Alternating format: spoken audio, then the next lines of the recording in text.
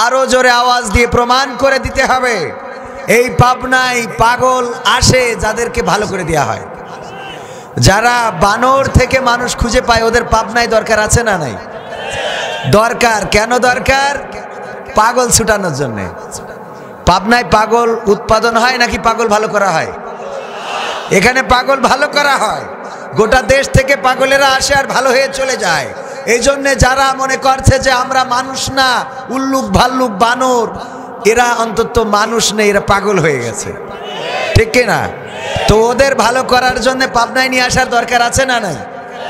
পাবনায় যদি এনে ভালো করতে হয় তাহলে পাবনার মানুষদের এর থেকে ভালো হওয়ার দরকার নাই? তাহলে এখানে যারা রয়েছেন আমি মনে করি প্রকৃত অর্থে যারা মুসলমান তারা রয়েছেন। খুব অসুস্থ, এই যে বসেছিলাম কাশছিলাম, খেয়াল করেছেন? প্রতিদিন প্রোগ্রাম, ঠান্ডা, কুয়াশা আর আবহাওয়া চেঞ্জ হইলে একটা ইফেক্ট পড়ে, সবাই জানেন। অনেকেই মনে করে বক্তা মানে মনে হয় এরা আর মানুষ টানুষ না, এরা বক্তা। মানে এরকম যে অ্যাম্বুলেন্স এসে দাঁড়ায় রয়েছে আমার বাড়ির সামনে, আমাদের আমাকে নিতে আসছে না কাকে নিতে আসছে, ও আমাকে, আমার পা ভাঙা ছিল। তো ড্রাইভারের কাছে একজন জিজ্ঞেস করতেছে, ভাই অ্যাম্বুলেন্সে কি রুগী যাবে না মানুষ যাবে? অ্যাম্বুলেন্সে রুগী যাবে মানে রোগী যাবে না মানুষ যাবে? তার মানে অ্যাম্বুলেন্সে রোগীও যায় আবার মানুষও যায়, ঠিক না? তো এখন বক্তা এগুলো তো মানুষ না, এগুলো বক্তা।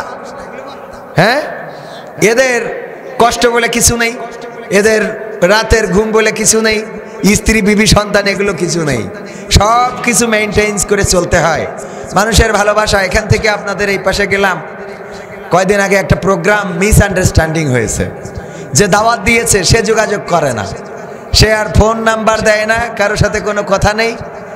সময় পার হয়ে গেছে, মাগরিবের পরে মাহফিল কমিটি বলছে, হুজুর আপনি কই? কইলাম এখন কই কইলে তো হবে না, যে দাওয়াত দিয়েছে সে তো ফোন ধরে না, রিসিভ করে না, ঠিকানা দেয় না, অ্যাড্রেস দেয় না। তো ওই মাহফিলে আসা হয় নাই। ওদের একটা দাবি ছিল, ভাই 28 তারিখে আসবেন আপনারা, আমার মানে আপনি এসে আমাদের গ্রামে কমিটির সাথে একটু দেখা করে যাবেন, যে আমাদের অন্তত আত্মাটা ঠান্ডা হবে যে আপনি এই মিসআন্ডারস্ট্যান্ডিং যেটা হয়েছে ওটাতে সমস্যা নেই। চা খাইতে গেলাম সেখানে, ওখান থেকে ইনফরমেশন দিল যে এই জায়গা থেকে এই জায়গা 15 মিনিটের পথ, অথচ আসতে একদম ঘড়ি ধরে 1 ঘন্টা লাগলো। কয় ঘন্টা লাগছে? আর রাস্তা বললো এক রাস্তা, তো এক রাস্তা সব তেমাত না করে, আর তেমাত নাই তো কোনো দোকান নেই, মানুষ নেই, জিজ্ঞেস করা যায় না। দূরে যেয়ে জিজ্ঞেস করি, কয় ভাই ভুল করেছেন, ফিরে যান, ওই তেমাত নাতে বামে, আবার ফিরে যাওয়া। মাহফিল কমিটি রিসিভ করার জন্য অনেক জায়গায় রাস্তায় দাঁড়িয়ে থাকে, বলে ভাই অমুক বাজারে আসেন, ওখানে দাঁড়িয়ে থাকছি। কিন্তু এই কমিটির অত গরজ নেই, দরকারও নেই। ছোট মানুষ আসছে, অত দাঁড়ায় রাস্তায় দাঁড়ায় থেকে পারে কিনা, ঠিক কিনা? মানে অলসতা আমাদের এত ধরা ধরেছে। স্যার বলতেছে যে এই ক্লাসে সবচেয়ে বেশি অলসকে হাত উঁচু করো, আমি তার পুরস্কৃত করব। তো সবাই হাত উঁচু করেছে, একজন বাদে। কয়জন বাদে? একজন বাদে। তো স্যার বলছে তাইলে সবাই অলস, একজন খালি পাওয়া গেল যে অলস না। বলছে না স্যার। বলছে কি? বলছে ও কিডা হাত উঁচু করে এত, তার মানে অলস কোনটা? ওইটা। বলছে ও হাত উঁচু করে পারে কিডা। তো এই জন্যে আমরা অলস হয়ে গেছি, অলস, এত অলস। তবে গতকালকের মাহফিল করলাম জীবনের শ্রেষ্ঠ মাহফিল। গতকাল মাহফিল করেছি কুমিল্লায়, এই খুলনায়, অন্ধ একটা মাদ্রাসার মাহফিল, অন্ধ হাফেজিয়া মাদ্রাসা। সেখানে যারা পড়ে সবাই অন্ধ, উস্তাদ অন্ধ, খাদেম অন্ধ, সেখানে পৃষ্ঠপোষক অন্ধ, সেক্রেটারি অন্ধ, সভাপতিটা চোখালা। সভাপতি একেবারে সবাই অন্ধ হলে একটু তো দেখারও দরকার আছে, খাতা কলম। তো সভাপতি চোখ আছে, বাকি প্রায় সবই অন্ধ। উস্তাদ অন্ধদের অন্ধ উস্তাদে পড়ায়, চোখালা উস্তাদও আছে। তারা যখন দাওয়াত দেওয়ার জন্য আমাকে ফোন দিয়েছিল, আমি খুব মজা পাইছিলাম। বলতেছে আমার অন্ধরা আপনার ভিডিও দেখে এত ভক্ত, আপনারে আনা লাগবে, সবার দাবি। তো আমি এটা নিয়ে একটু মজাও নিয়েছিলাম। ওই দিন মনিরামপুর যশোর জেলার মাহফিলে যেয়ে বললাম, ভাই অন্ধ মাদ্রাসার অন্ধ ছাত্ররা আমার ভিডিও দেখে তারা এত ভক্ত যে তাদের মাহফিলে দাওয়াত নিতে হবে। আমার কাছে এটা মনে হয়েছিল হয়তোবা ওরা একটু মজা করতেছে যে অন্ধরা আমার ভিডিও দেখে। কিন্তু গতকালকে যে দেখলাম না, এই অন্ধরা আমার ভিডিও দেখে, তবে সরাসরি চোখ দিয়ে দেখে না, অন্তরের চোখ দিয়ে দেখে। দাঁড়িয়ে দাঁড়িয়ে বলছে, এই নাম ধরে বলছে, তোমাকে জাগতে হবে, গানটা শোনান। কোন মাটিতে তৈরি রে তুই মা, শোনান। প্রবাসীদের গানটা শোনান। অন্ধরা তাও বলতেছে কোথায় জানেন? এই যে স্পিকার আছে না, এখানে আছে ডানে বামে, যে ওই যে স্পিকার আছে না, অন্ধরা সব তাকিয়ে আছে স্পিকারের দিকে। মানে ওরা তো মনে করতেছে হুজুর ওইখানে, কথা যে এখান থেকে হয় এটা বোঝে না। ওই যে যা দান করতেছে, কালকে দান করলো দেখলাম চোখালাদের থেকে অন্ধরা দান করেছে বেশি। আমি 10,000 টাকা চাইলাম, চোখালারা রাজি হয় না। অন্ধ একজন দাঁড়িয়ে কয় আমি দেবো 10,000 টাকা। আল্লাহু আকবার। তাও দাঁড়ায় আমার দিকে তো তাকায় না, অন্ধ তো দেখতে পায় না। ওই স্পিকারের দিকে তাকায়, কয় হুজুর আমি 10,000 দেবো হুজুর। স্পিকার, আমি বললাম আমি এই দিকে। এই হলো গতকালকের মাহফিলে, এবং আমি তাদের পরে সন্তুষ্ট হয়ে আমার হাদিয়া থেকে 10,000 দিয়েই আসছি। বললাম যে আমি এটা আপনাদের জন্য, আপনারা অন্ধ মানুষ এই আয়োজন করেছেন। বললো আগামী বছর আপনার দাওয়াত কনফার্ম, আসতে হবে। আমি বললাম আলহামদুলিল্লাহ আসবো। অন্ধ মানুষগুলোর দেখে আবেগ আপ্লুত হয়েছি। চোখ নাই, দেখে না, কোরআনের হাফেজ 3 জনকে পাগড়ি পরিয়েছি। আল্লাহু আকবার। চোখ নাই, 3 জন পাগড়ি নিয়েছে, চোখে দেখে না, পাগড়ি পরালাম গতকালকে। মিডিয়ার মাধ্যমে আপনারা দেখে নেবেন, মিডিয়াতে আসবে। আহারে, এই অন্ধ মানুষগুলো কোরআন শিখলো, কোরআন জানলো, কোরআন বুঝলো, কোরআন সিনার মধ্যে ধারণ করলো। আর আমার বাংলাদেশের চোখালারা মানুষকে খুঁজে বের করে বানর থেকে। বলেন ঠিক কিনা? মানুষ কি বানর থেকে এসেছে? কোরআন জানে না, কোরআন বোঝে না, নিরেট মূর্খ ছাড়া কিছু নয়। ওরা আবার শিক্ষা ব্যবস্থা দেখতে চায়। একজনের নাম আছে নিঝুম রাত্রি নাকি মজুমদার নাকি যেন, হ্যাঁ, এইটা শিক্ষা ব্যবস্থায় কি ঝামেলা হয়েছে দেখবে। শুধু এইটুকু স্ট্যাটাস দিয়েছে, তাতে 7 জায়গায় ভুল। কি লেখাপড়া জানা জানে, এবার বুঝে দেখে। এই হলো অবস্থা। আমার বাংলাদেশ তাওহীদি জনতার বাংলাদেশ, বিশ্বের 3য় বৃহত্তম মুসলিম দেশ। এই দেশে আর কিছু থাক আর না থাক, ইসলাম থাকবে, কোরআন থাকবে, মসজিদ থাকবে, মাদ্রাসা থাকবে। বলেন ঠিক কিনা? সুইডেনে কোরআন পুড়িয়েছে, জানেন আপনারা? কোরআন ছিঁড়ে পুড়িয়েছে। কোরআন আগুন দিয়ে যারা পুড়িয়েছে তারা মুসলমানদের কলিজায় আঘাত করেছে। তবে স্পষ্ট করে বলে দিতে চাই, তোমরা আমাদের কোরআন পুড়িয়ে শেষ করতে পারবে না, কারণ আমার দেশে যাদের চোখ নাই তারাও কোরআনের হাফেজে কোরআন হয়ে যায়। বলেন ঠিক কিনা?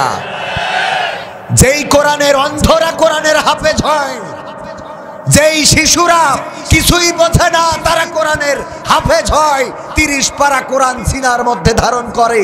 এই কোরআনকে পুড়িয়ে তোমরা বিশ্ব থেকে কোরআন শেষ করবা, এটা হবে না। তবে তোমরা যেটা করতে পেরেছো সেটা মুসলমানদের কলিজায় আঘাত করতে পেরেছো। বিশ্বাস করো, আল্লাহর কিতাব নিয়ে সিনিমিনি খেলেছো। আল্লাহ একজন আছেন, তোমরা কোরআন পড়াও নাই, তোমরা তোমাদের তাকদীরকে চালিয়ে দিয়েছো।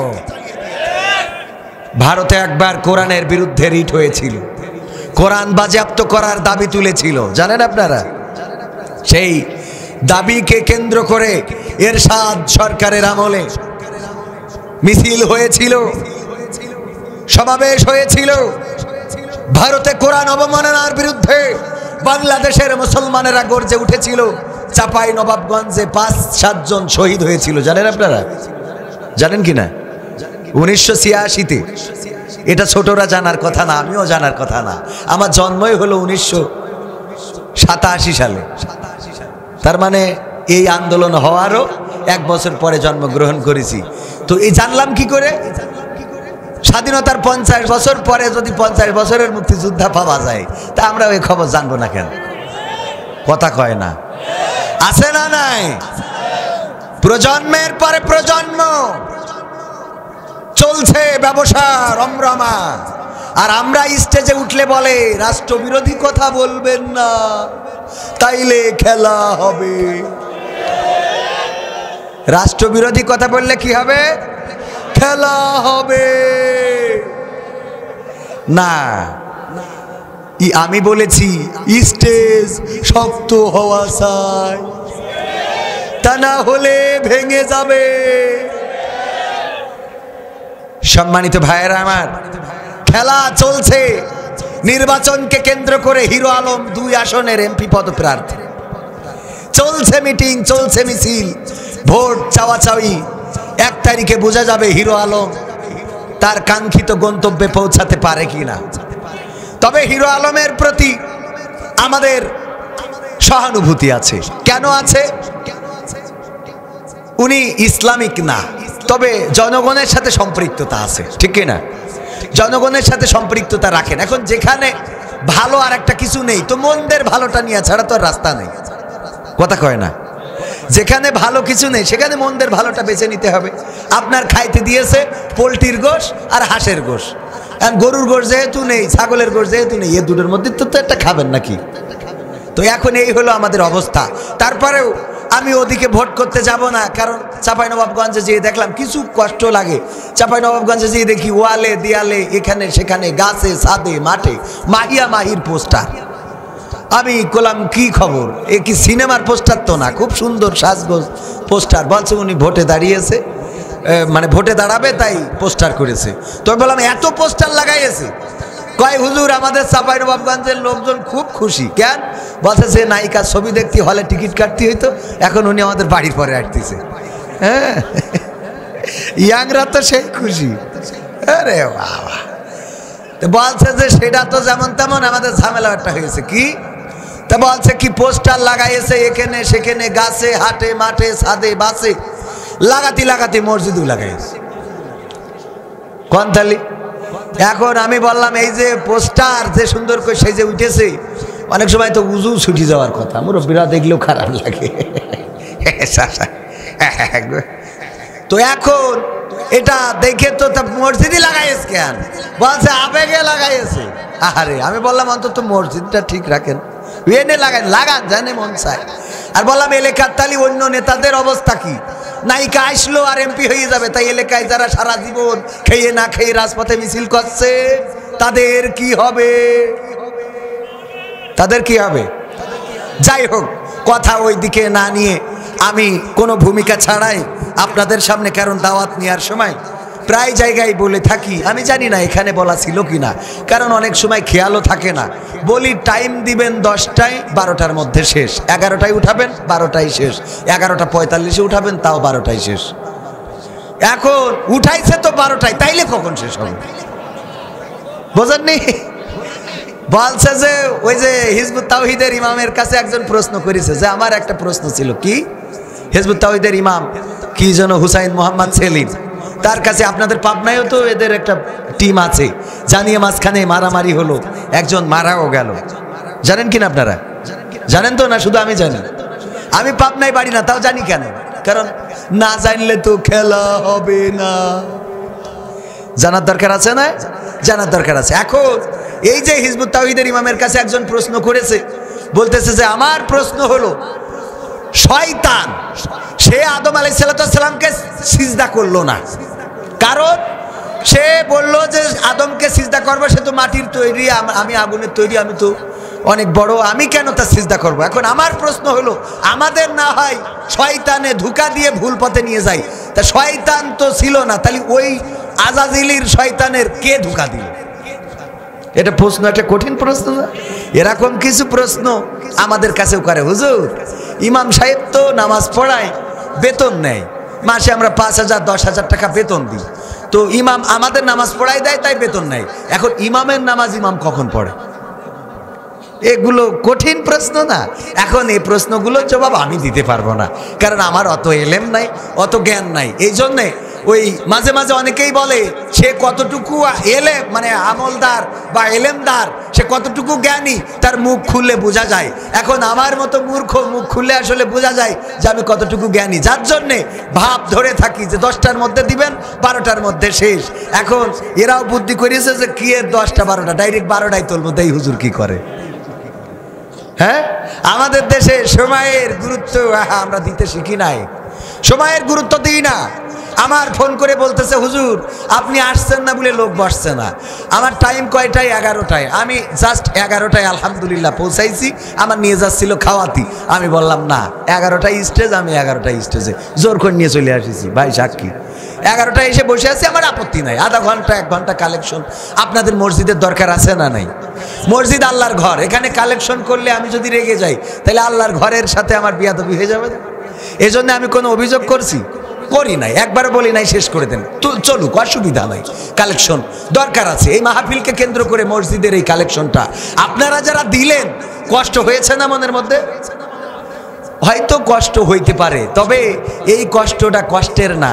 মা সন্তান গর্ভে ধারণ করে কষ্ট পায় না? পায় না? জন্ম যখন প্রসব করে, সন্তানকে জন্ম দেয়, কষ্ট পায়, দুগ্ধপান করায় কষ্ট পায়, কিন্তু যখন বৃদ্ধকালে এই সন্তান মায়ের ওষুধ কিনে দেয়, মায়ের হাত ধরে নিয়ে যায়, হাসপাতালে নিয়ে যায়, মাকে উঠিয়ে দেয়, বসিয়ে দেয়, গোসল করিয়ে দেয়, তখন মা বুঝতে পারে এই কষ্টটার বরকত পাচ্ছি, ঠিক কিনা? তখন বুঝতে পারে গর্ভে না রাখলে আমার এই বৃদ্ধকালে আমাকে হাসপাতালে নিয়ে যেত কে, বলেন ঠিক কিনা? এই জন্যে কিছু কষ্ট করার দরকার আছে। যে টাইলসটা লাগিয়ে দিলেন, যে সিমেন্টটা দিলেন মসজিদে, আপনি আমি কেউ থাকবো না, কিন্তু মসজিদ থাকবে না? থাকবে না? মসজিদে যিনি চাচের বেড়া দিয়ে শুরু করেছিলেন, কত আপনার এলাকার মানুষেরা চাচের বেড়া, উপরে বিশালির ছাউনি, খড়ের ছাউনি, এমন করে মসজিদ শুরু করলো। তারা আজকে পৃথিবীতে নাই, অথচ মসজিদ আজকে টাইলস হয়েছে, মসজিদ ছাদের হয়েছে, মসজিদে উন্নতি হয়েছে। যেই মানুষগুলো মসজিদটা শুরুতে বাঁশের খুঁটি দিয়ে, খেজুরের পাতা দিয়ে শুরু করেছিল, বলেন দেখি তারা কবরে বসে এর সওয়াব পাবে না? পাবে না? পাবে না? পাবে না? তাইলে বলেন সুবহানাল্লাহ। আজকে যারা টাইলস দিলেন মসজিদে, যারা সিমেন্ট দিলেন, রড দিলেন, বালু দিলেন, সরিষা দিলেন, রসুন দিলেন, টাকা দিলেন, পয়সা দিলেন, এই পৃথিবীর পরে আমরা থাকবো না, আমরা চলে যাব অন্ধকার কবরে। কিন্তু মসজিদটা থেকে যাবে যতদিন কিয়ামত পর্যন্ত মুসাল্লিরা নামাজ আদায় করবে। আর ওদের নামাজ পড়ার কারণে আল্লাহ রাব্বুল আলামিন সাদকায়ে জারিয়া হিসাবে আমাদের আমল নামায়ও সওয়াব লিখে দেবেন, বলেন সুবহানাল্লাহ। এই জন্য গুনাহ যদি হয়েও যায়, যদি গুনাহগার হয়, অনেক বড় গুনাহগার, তারপরেও সে আশা রাখতে পারে সে জান্নাতি হয়ে যেতে পারে। কারণ বিশ্ব নবী মেরাজে গেলেন, যাওয়ার পরে দেখলেন একজন জাহান্নামে খিলখিল করে হাসতেছে, আর একজন জান্নাতে কান্না করতেছে। আল্লাহর নবী জিজ্ঞাসা করলেন, ওগো ফেরেশতা জিব্রাইল, ওই লোকটি জাহান্নামে এত কষ্টের মধ্যে থেকেও কেন হাসে, আর ওই লোকটি জান্নাতে এত সুখ, এত স্বাচ্ছন্দ্য, সব নিয়ামত দিয়ে ভরা, তারপরেও কেন কাঁদে? আল্লাহর নবীকে ফেরেশতা জিব্রাইল জানালেন, ওগো বিশ্ব নবী, এই যে লোকটি জাহান্নামে, তার পৃথিবীর পরে একটা ছেলে সন্তান ছিল, আর যেই লোকটি জান্নাতে, তারও পৃথিবীর পরে একটা ছেলে সন্তান ছিল। জান্নাতে থাকা লোকটি পৃথিবীর পরে আলেম ছিল, আল্লাহওয়ালা ছিল, নামাজি ছিল, রোজাদার ছিল, পরহেজগার ছিল। আর যে জাহান্নামে হাসে, ওই লোকটি ছিল চোর, দুনিয়ার পরে চুরি করেছে, চুরি করে রিজিক অন্বেষণ করেছে। কিন্তু দুইজনের যে দুইটা ছেলে ছিল, দুনিয়ার স্বার্থের জন্য আলেমের ছেলেটা চোর বানিয়েছে, চোরের কাছে দিয়ে চুরি বিদ্যা শিখাইছে, যাতে করে দুনিয়ায় অর্থ উপার্জন করতে পারে, যাতে করে টাকা পয়সা উপার্জন করতে পারে। আর ওই চোর তার সন্তানকে আলেম বানিয়েছে, যে নিজে তো জীবনে কিছু করতে পারলাম না, আমার এই সন্তানকে আমি কোরআনের আলেম বানিয়ে যাই, নামাজি বানিয়ে যায়, আল্লাহওয়ালা বানিয়ে যায়, রোজাদার বানিয়ে যায়, আল্লাহর ইবাদত বান্দেগী করবে এমন একটি সন্তান তৈরি করে যায়। এই জন্য আলেমের কাছে চোরের সন্তান দিয়েছিল, আর চোরের সন্তান আলেম হয়েছে, আর আলেমের সন্তান চোর হয়েছে। এই দুটো সন্তান পৃথিবীর পরে গুনার কাজ, একজন করে গুনার কাজ আর একজন সওয়াবের কাজ। যে আলেমের সন্তান সে চুরি করে গুনাহ হয় না সওয়াব হয়? বলেন কি হয়? গুনাহ হয়। এই গুনার একটা অংশ বাবা হিসাবে ওই আলেমের আমলনামায় জমা হচ্ছে, প্রতিদিন জমা হতে হতে এমন একটা পর্যায়ে চলে এসেছি, এই আলেমের গুনার খাতাটা ভারী হয়ে যাচ্ছে আর সওয়াবের খাতাটা হালকা হয়ে যাচ্ছে। অপরদিকে ওই চোরের সন্তান যত নামাজ করে, রোজা করে, যাকাত দেয়, আল্লাহর ইবাদত বান্দেগী করে, আল্লাহ সওয়াবের একটা অংশ দিয়ে দেন, আর এটা দেওয়ার কারণে ওর গুনাহটা হালকা হয়ে যাচ্ছে আর সওয়াবের খাতাটা ভারী হয়ে যাচ্ছে, বলেন সুবহানাল্লাহ। আর কিছুদিন পরে এই চোরটা গুনার খাতা যখন হালকা হয়ে যাবে, চোর জান্নাতি হয়ে যাবে। অপরদিকে ওই আলেমের গুনার খাতাটা যখন ভারী হয়ে যাবে আর সওয়াবের খাতাটা হালকা হয়ে যাবে, তখন ওই লোকটা জাহান্নামে চলে আসবে। এই জন্য জান্নাতে থেকেও কাঁদে আর জাহান্নামে থেকেও এই চোর হাসে, বলেন সুবহানাল্লাহ। যারা দান করলেন মসজিদে, তারা ঠিক এমন একটা কাজ করে গেলেন, কত সওয়াব করবেন, কত আমল করবেন। আল্লাহ যদি বেরাজি হয়ে যায় অথবা গুনার খাতাটা যদি ভারী হয়ে যায়, এই মানুষগুলো যখন এখানে নামাজ আদায় করবে, এই নামাজের কারণে আল্লাহ রাব্বুল আলামিন চাইলে আপনাকে উনাদের সওয়াব তিলে তিলে জমা করে দিয়ে জাহান্নাম থেকে মুক্তি দিতে পারে। বলেন সুবহানাল্লাহ। বিশ্বাস হয়? তাইলে কি লস করেছেন না লাভ করেছেন? সব লাভ করেছেন। এই মাহফিলে যারা বসেছেন গভীর রাত, এই মাহফিলে বসার জন্য ফায়দা আছে না নাই? আমার আল্লাহ বললেন ওয়াইযা কুরিয়াল কুরআনু ফাসতামিউ লাহু ওয়া আনসিতু লাআল্লাকুম তুরহামুন।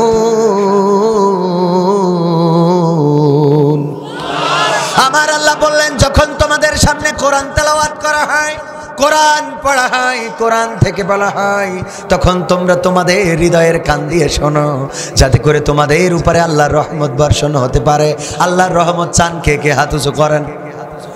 নারায়ে তাকবীর, নারায়ে তাকবীর। আল কোরআনের আলো, আল হাদিসের আলো, নারায়ে তাকবীর। আল্লাহর রহমত যদি চায় তাহলে ওই যে হুজুর বলেছে 12টায় শেষ করবো, তো 12টায় উঠাইছে, কি করতে পারে? মানে ওই যে সময়ের কথা বলছিলাম, আমাদের আল্লামা বললেন ট্রেনের জন্য দাঁড়িয়ে থাকে, প্রতিদিন ডিলে করে। 8টার ট্রেন 9টায় আসে, 10টায় আসে, 11টায় আসে। হঠাৎ করে একদিন দেখে 8টার ট্রেন ঠিকই 8টায় আইছে। কয় যাক, তাও ভালো, একদিন তো পাইলাম 8টার ট্রেন 8টায় আইছে। পরে ট্রেনের ওই মাস্টার কয় এত খুশি হয়ে লাভ নাই। কয় কেন? কয় এই ট্রেনটা আজকের না, গতকালকের। কবের? গতকালের। দাওয়াত ছিল কয় তারিখে? 28 তারিখে। এখন ঘড়িতে আপনার মোবাইল থাকলে দেখেন 29 তারিখ। এই জন্যই মাহফিল গতকালেরটা শেষ, আজকেরটা শুরু হয়েছে, 12টায় শেষ করবো। থাকবেন আপনারা? গতকালেরটা কিন্তু শেষ, আজকেরটা শুরু। থাকবেন? এই মুসলমান থাকবে, কারণ মুসলমান জানে কোরআনের সম্মান কতটুকু, কোরআন কতটুকু ইজ্জত দিতে পারে। আপনারা মিজানুর রহমান আজহারি ভাইকে দেখেছেন না? ইজ্জত দিয়েছেন কে? কিসের জন্য? কোরআনের জন্য ইজ্জতটা এত বাড়াইলেন। মালয়েশিয়ার IIUM international Islamic university of Malaysia, সেখানকার যে জাতীয় মসজিদটা রয়েছে, সেই মসজিদে দাঁড়িয়ে খুতবা দিয়েছেন। বলেন সুবহানাল্লাহ। একজন বাংলাদেশের আলেম, তিনি বাংলাদেশকে প্রেজেন্ট করছেন বিদেশে। এরা আমাদের দেশের গর্বিত সন্তান, ঠিক কিনা? এই গর্বিত সন্তানদের দেশে আনার দরকার আছে না নাই? নাকি চোরদেরকে দেশে রেখে দেবেন?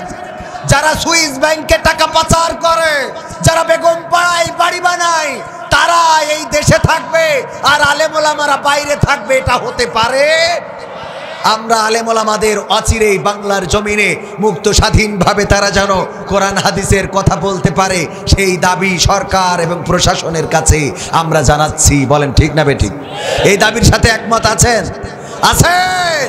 এই দাবির সাথে একমত হতে হবে, কারণ এই আলেমেরাই হলো এই জমিনের শ্রেষ্ঠ সন্তান, যারা দুনিয়ার জীবনে পরকালের জীবনে শ্রেষ্ঠত্বের সারিতে থাকবে। বলেন ঠিক কিনা?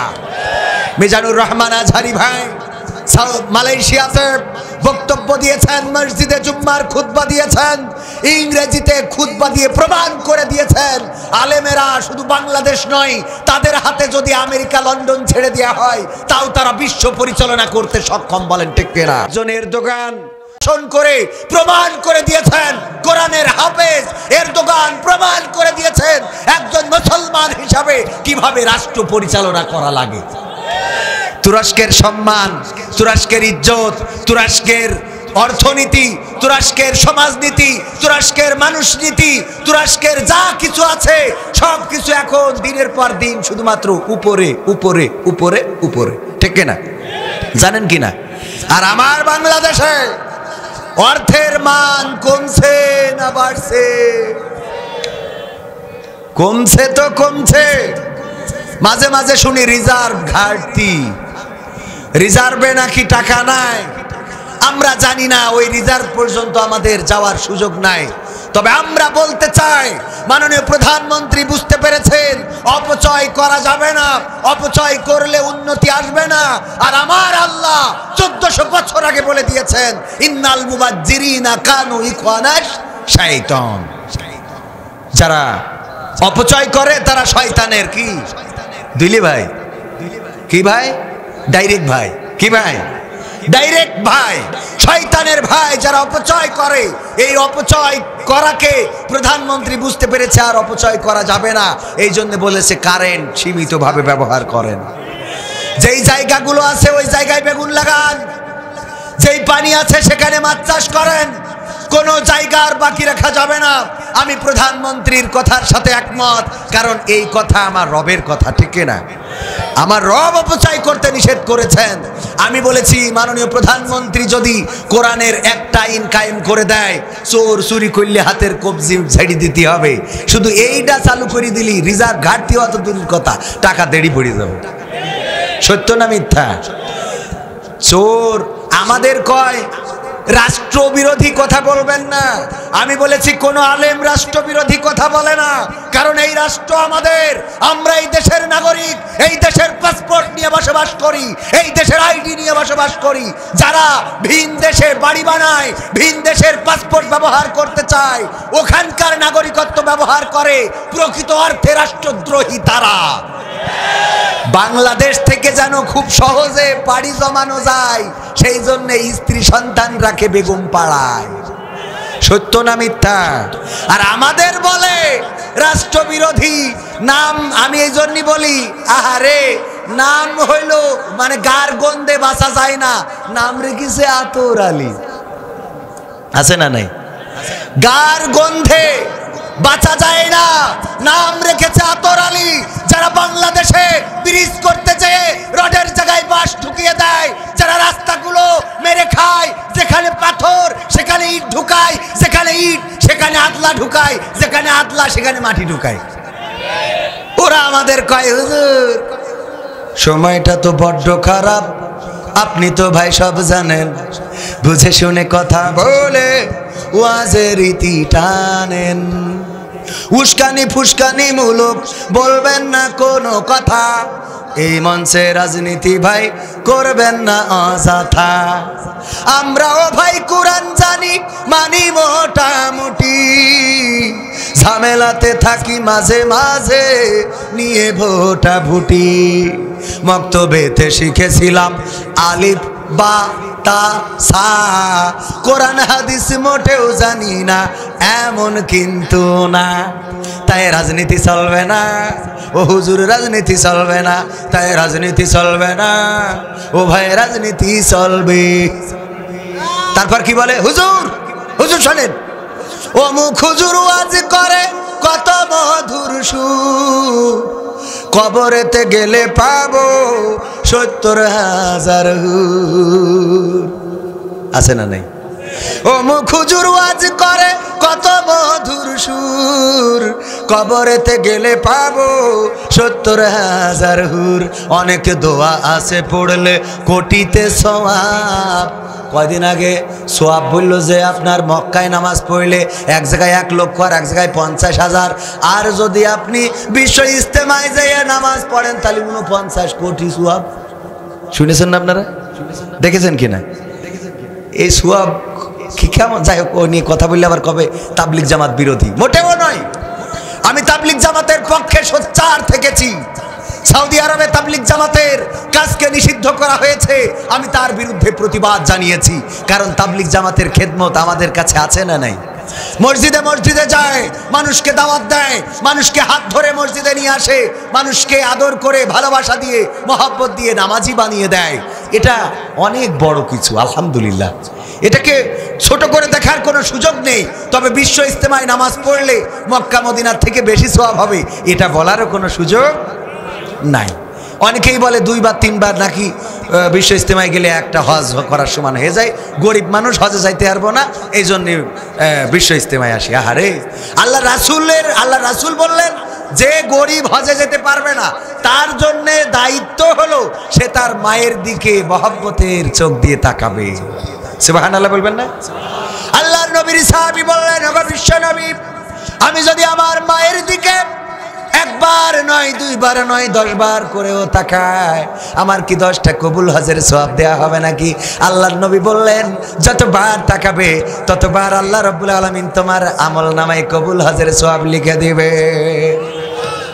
অথচ আমরা মাকে সেবা করি না, বাবাকে সেবা করি না, মায়ের সাথে ভালো করে কথা বলি না, বাবার সাথে ভালো করে কথা বলি না। বাবা বৃদ্ধ হইলে আর কোনো দাম নাই, এরকম আছে না নাই? অথচ ছোটবেলায় এই বাবা কত কষ্ট করেছে আপনার জন্য। বাইসাইকেলের পিছনে চড়ে যখন চাটমোহর, আপনাদের এখানকার বাজার কি চাটমোহর, এই চাটমোহরে যখন গিয়েছেন, বাবার বাইসাইকেলের পিছনে বারবার জিজ্ঞেস করেছেন, আব্বা ওইটা কি? আব্বা বলেছে নারকেল গাছ। ওইটা কি? কুল গাছ। ওইটা কি? বেল গাছ। ওইটা কি? তাল গাছ। ওইটা কি? খেজুর গাছ। ওইটা কি? কলা গাছ। ওইটা কি? বিল্ডিং। ওইটা কি? বাস। ওইটা কি? ট্রাক। এটা কি? কার। এটা কি? Easy bike. এটা কি? নসিমন। এটা কি? করিমন। এটা কি? ভটভটি। এটা কি? অমুক। ওইটা কি? তমুক। সব বারবার জিজ্ঞেস করেছেন, আর বাবা বারবার আপনার জবাব দিয়েছে। চাটমোহর যাওয়ার পথে একবারও বাবা বলে নাই থাপড়াই দাঁত খুলে দেবো, এত কথা বলিস কেন? বলেছে নাকি? বাবা বলে নাই। অথচ এই সন্তান যখন বড় হয়ে যায়, বাবা বৃদ্ধ মানুষ ঘরের কোনায় পড়ে আছে, সন্তান বাড়ি থেকে সেজে গুজে বের হচ্ছে, বাবা জিজ্ঞাসা করলো বাবা কোথায় যাও? বলতেছে বাজারে যাচ্ছি। হ্যাঁ, কয়রে যাচ্ছিস?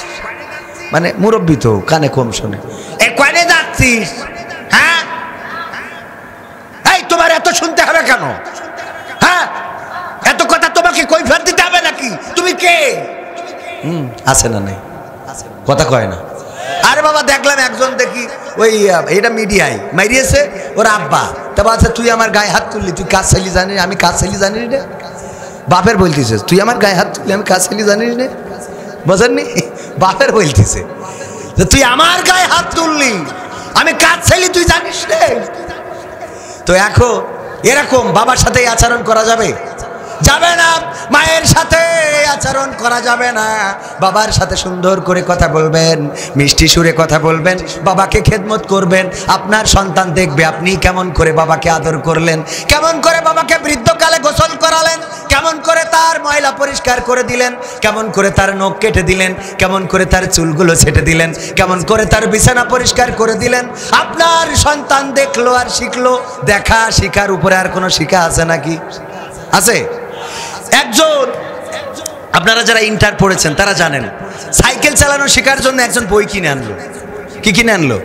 বই কিনে এনে সাইকেলের 2টা চাকা থাকে, ব্রেক আছে, প্যাডেল আছে, এই রড সেই রড, বেল আছে, হরেন আছে, সব মুখস্থ। আর একজন করেছে কি, বই না কিনে সাইকেল কিনে এনেছে। কে শিখতে পারবে আগে? বোঝা গেছে তো তাইলে? ও আমার ভাইয়েরা, বাচ্চারা প্র্যাকটিক্যালে শেখে। এখানে যত সন্তানের বাবা আছেন আর যত সন্তান আছেন বাবা হবেন, কারণ আল্লামা বলতেন ঘুমিয়ে আছে শিশুর পিতা সব শিশুদের অন্তরে। ওগো আমার শিশুরা, ওগো তরুণেরা, ওগো কিশোরেরা, ওগো যুবকেরা, ওগো সন্তানের বাবারা, কান খুলে শুনে নেন। আপনি যে আচরণটা করেন, আপনি যে কাজটা করেন, আপনি যা কিছু করেন, সন্তান দেখে আর শিখে যায়। এই সন্তানের সামনে আপনি যদি আব্বাকে গালমন্দ করেন, যদি তার সাথে আঙাজ দিয়ে কথা বলেন, যদি তার চিল্লায়ে তার সাথে বেয়াদবি পূর্ণ আচরণ করেন, আপনার সন্তান দেখে বড় হওয়ার পরে ওই সন্তান আপনার সাথেও এই আচরণ করবে। বলেন ঠিক না বেঠিক? এই একই আচরণ করবে, কারণ সে শিখেছে আব্বার সাথে এভাবে কথা বলতো, আমার দাদার সাথে আমার বাবা এইভাবে কথা বলতো, আমার দাদাকে মূল্যায়ন করতো না, আমার দাদাকে আমার দাদার প্রতি কৃতজ্ঞ ছিল না, সুতরাং আমিও আমার বাবার প্রতি কৃতজ্ঞ হব না। সন্তান যদি দেখে মা জননী তার শাশুড়িকে ভালো চোখে দেখে না, মা তার শাশুড়িকে খাবার দেয় না, খেতে দেয় না, আদর আপ্যায়ন করে না, এই সন্তান দেখার পরে তার মেয়েও যখন শ্বশুর বাড়িতে যায় একই আচরণ করতে থাকে, কারণ ও শাশুড়ির সাথে কেমন ব্যবহার করতে পারবে এটা শিখে যায় নাই। বলেন ঠিক না বেঠিক? এই জন্য আপনি ভালো ব্যবহার করবেন, ভালো আচরণ করবেন। সন্তানের সামনে মা বাবার চুলগুলো যদি কেটে দেন, বাবার নখগুলো যদি কেটে দেন, বাবার বিছানাটা যদি পরিবর্তন করে দেন, বৃদ্ধ বাবাকে যদি গোসল করা করান, মাকে যদি গোসল করান, মায়ের নখ গায়ের গায়ে যত ময়লা আছে যদি পরিষ্কার করে দেন, সন্তান দেখলো এবং তারাও বৃদ্ধকালে আপনার পরিষ্কার করে দিবে না দিবে না? দেবে না দিবে না?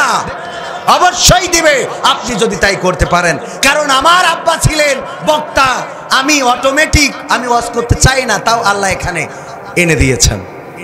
কারণ আব্বা ছিলেন অটোমেটিক ওয়াজ ছোটবেলায় শিখে গেছি, কুরআন পড়া শিখার আগে ওয়াজ করা শিখে গেছি। বোঝেননি? এটা শেখে না শেখে না। কুমার বাড়ি যার জন্ম, মাটি দিয়ে যে হাড়ি পাতিল বানাইতে পারে না পারে না? যে কামার বাড়ি জন্ম, এখানে কামার পাড়া রয়েছে না কুমার পাড়া? কুমার পাড়া আছে, কুমার আছে এখনো নাই? পাড়াটা আছে কিন্তু কুমাররা চলে গেছে। হিন্দু আছে কি? হিন্দুও নাই, খালি শুধু পাড়াটাই আছে। কারণ অনেক হিন্দু আমি ভারতে যেয়ে দেখলাম, বাংলাদেশ থেকে অনেক হিন্দু সেই দেশে যেয়ে, কারণ ওই দেশে যাওয়া ওরা ওদেরকে ভাগ্য মনে করে। অনেকেই বলে যে বাংলাদেশে হিন্দুদের পরে নির্যাতন হয়েছে তাই হিন্দুরা চলে গেছে। আল্লাহর কসম করে বলি, হিন্দুদের পরে নির্যাতন যদি হয়ে থাকে কোনো মুসলমান করে নাই, নামধারী মুসলমানেরা নির্যাতন করে আলেম ওলামার ঘাড়ে চাপাতে চেয়েছে। বলেন ঠিক কিনা? ষড়যন্ত্র আছে না নাই? গাদার নিচে বোম রেখে এসে পুলিশকে খবর দেয় যে এই দেখেন গাদার নিচে আছে, আছে না নাই? করে না করে না? এইগুলো যদি না থাকতো তাহলে আলেম ওলামা জেলখানায় থাকতো না। 4 দিন আগে গর্ভবতী হয়ে যায়, এগুলোর কাগজপত্র লাগে না, অথচ আলেমদের কাবিনের কাগজ দেখার জন্য সাংবাদিকদের মাথা খারাপ হয়ে যায়। সত্য না মিথ্যা? 10 বছর পরে একটা করে সন্তান নিয়ে আসে বাংলাদেশে, সেটা নিয়ে কোনো মাথা ব্যথা নেই, কেউ কিছু বলে না, বরং জিজ্ঞেস করি বেড়াই আপনার সন্তানের বাবাকে। করে না করে না? আর এই দেশে আলেমদের পুঙ্খানুপুঙ্খানুভাবে হিসেব দিয়ে চলতে হয়। আলেমরা হিসেব দিতে আলেমদের কোনো অসুবিধা নাই, কিন্তু এরপরেও যখন মিথ্যা হামলা মামলা করা হয়, এখানে তো একটু অবজেকশন দেওয়ার দরকার আছে না নাই? অবজেকশন দেওয়ার দরকার আছে না নাই?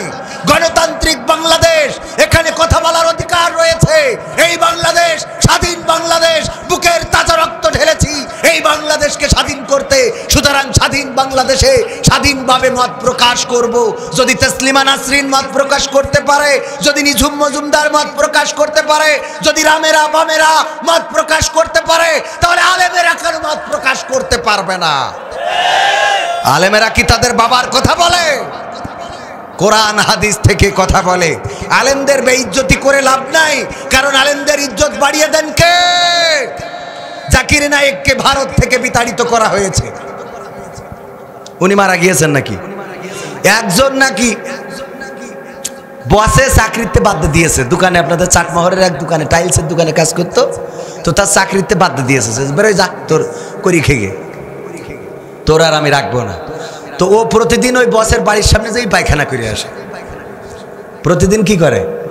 প্রতি রাতেই বসের বাড়ির সামনে পায়খানা করে আসে, ও সিসি ক্যামেরায় দেখে ফেলেছে। বলছে তুই এই যে প্রতিদিন আমার বাড়ির সামনে পায়খানা করিস কেন? তোর এই কাজের বাদ দেওয়ার পরে বলছে আমি এই জন্যই করি, আসলে কোনো রাগ না, আমি শুধু বুঝতে চাই যে আপনি আমার চাকরিতে বাদ দেওয়ার পরেও আমি না খেয়ে মরে যাইনি। শুধু এইটুকু প্রমাণ করার জন্য আপনার বাড়ি আমি হেগেতে আসি, তাছাড়া আর কিছু না। কারণ রিজিকের মালিক কে? এত আস্তে বললে হবে না, চিল্লায়ে বলেন রিজিকের মালিক কে? আল্লাহ যার রিজিক দেন তার পৃথিবীর পরে কোনো অভাব থাকে না, কোনো কষ্ট থাকে না। মাছের পেটের মধ্যে ইউনূস আলাইহিস সালামকে বাঁচিয়েছেন। অন্ধকার ছিল 3টা, সবাই জানেন, রাতের অন্ধকার, পানির অন্ধকার আর মাছের পেটের অন্ধকার। এই অন্ধকারের মধ্যেও যখন ইউনূস আলাইহিস সালাম দোয়া করলেন, আল্লাহর কাছে বললেন রব্বানা যালামনা আনফুসানা ওয়া ইল্লাম তাগফির লানা ওয়া তারহামনা লানাকুনান্না মিনাল খাসিরিন। ইউনূস আলাইহিস সালাম আল্লাহর কাছে দোয়া করলেন। আল্লাহ রাব্বুল আলামিন রাতের অন্ধকারে ওই গভীর সমুদ্রের মধ্যে মাছের পেটের মধ্যে থেকেও যখন আল্লাহর কাছে কেঁদেছেন, আল্লাহ রাব্বুল আলামিন দোয়া কবুল করেছেন না করেন নাই?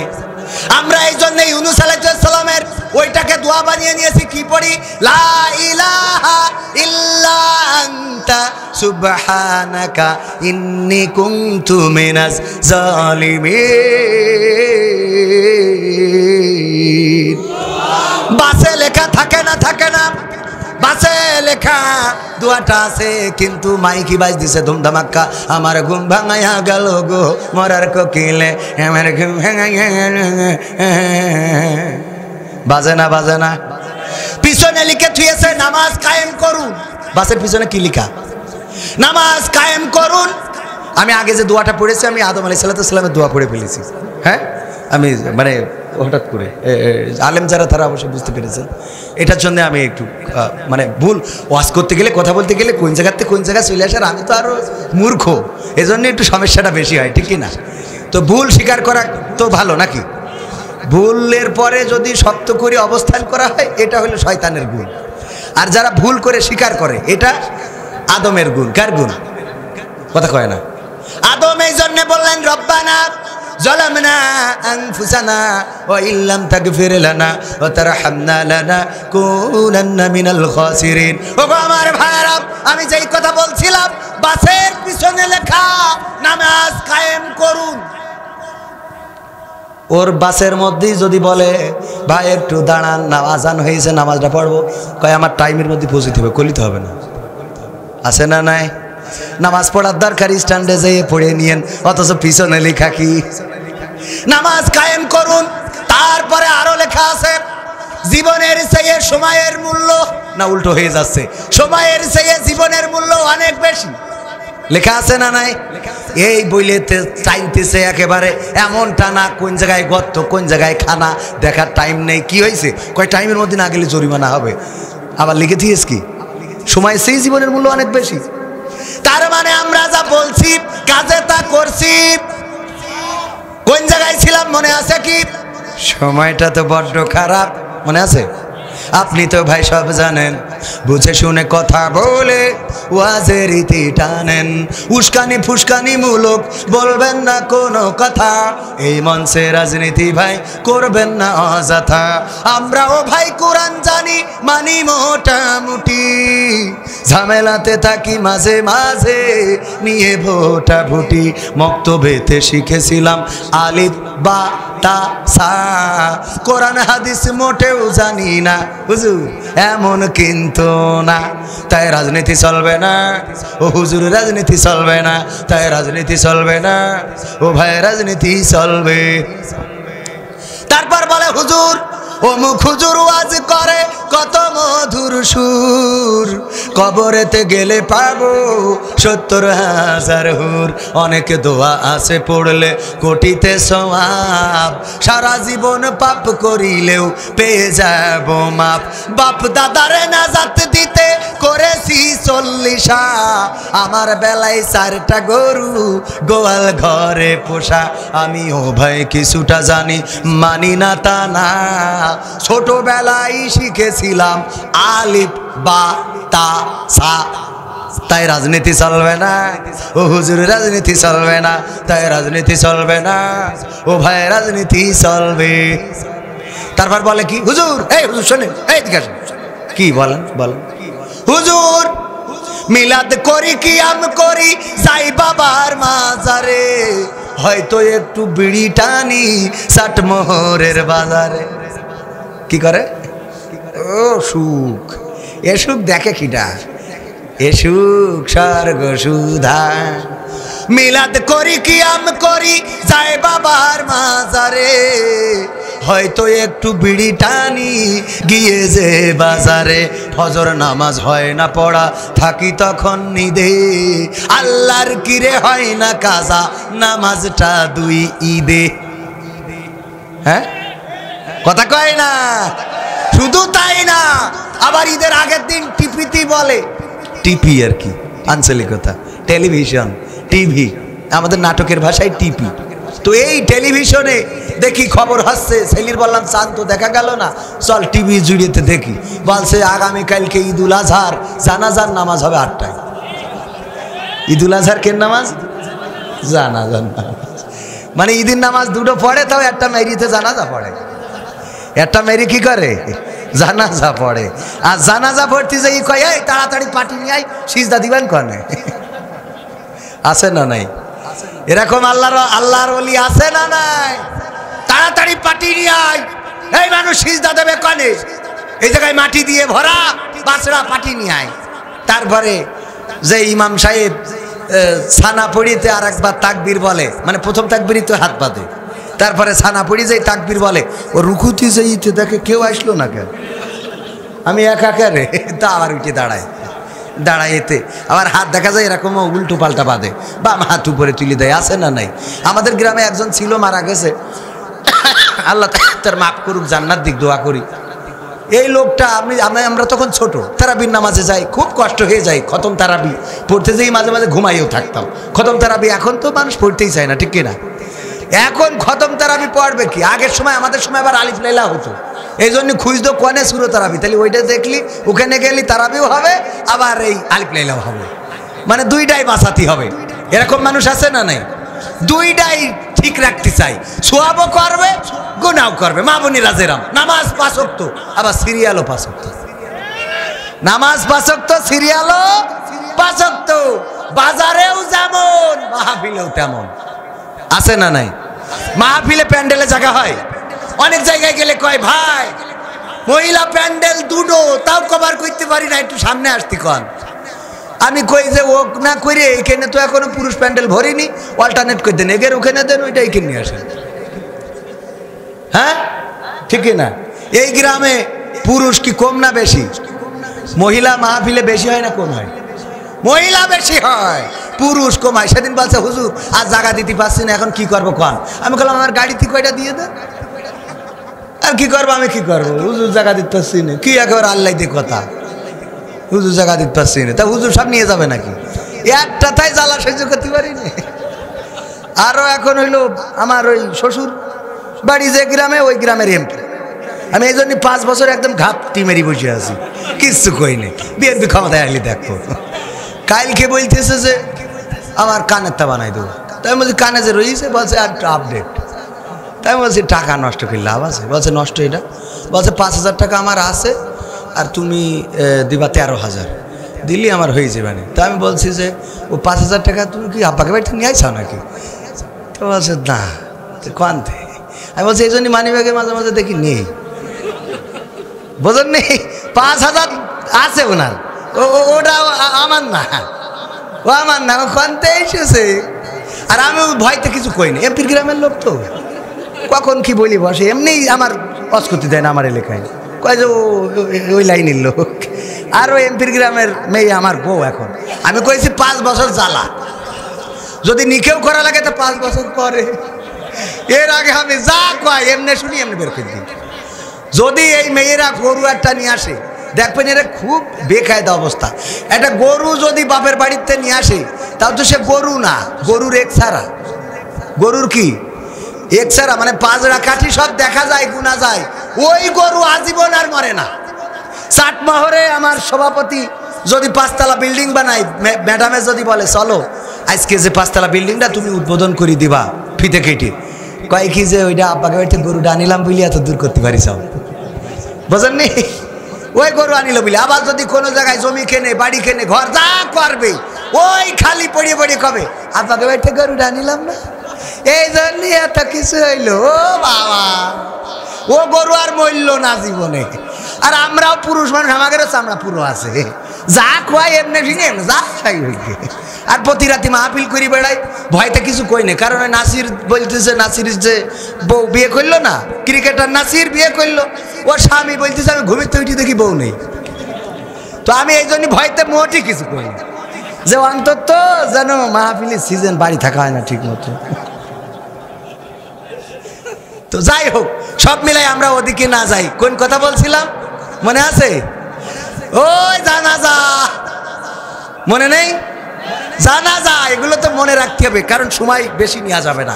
অল্প সময় আমি কিন্তু কোনো ভূমিকা ছাড়াই ডাইরেক্ট স্টার্ট দিছি। কেন?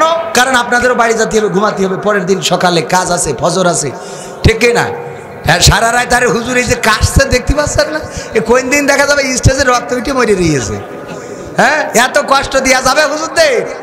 হুজুরদের কষ্ট যারা দেয় দিক, হাতে হাত করা, পায়ে ডান্ডা বেড়ি, গায়ে জ্যাকেট, মাথায় হেলমেট পরানোর পরেও হুজুরদের মুখের হাসিকে মিলান করা যায় নাই। এই হাসিকে কি মিলান করা যায়? ফাঁসির কাস্টে ঝুলানো হবে, কারারুদ্ধ করা হবে, শহীদ করা হবে, কিন্তু বাংলার জমিন শুধু নয়, গোটা বিশ্বের জমিন থেকে হক্কানি ওলামায়ে কেরাম শেষ করা যাবে না। হক্কানি ওলামায়ে কেরাম ছিল, আছে, থাকবে, এদেরকে নিশ্চিহ্ন করা যাবে না। পৃথিবী যতদিন থাকবে, আল্লাহর কোরআন ততদিন থাকবে, দ্বীনের আলো ততদিন থাকবে। এই ওয়াদা করেছেন কে?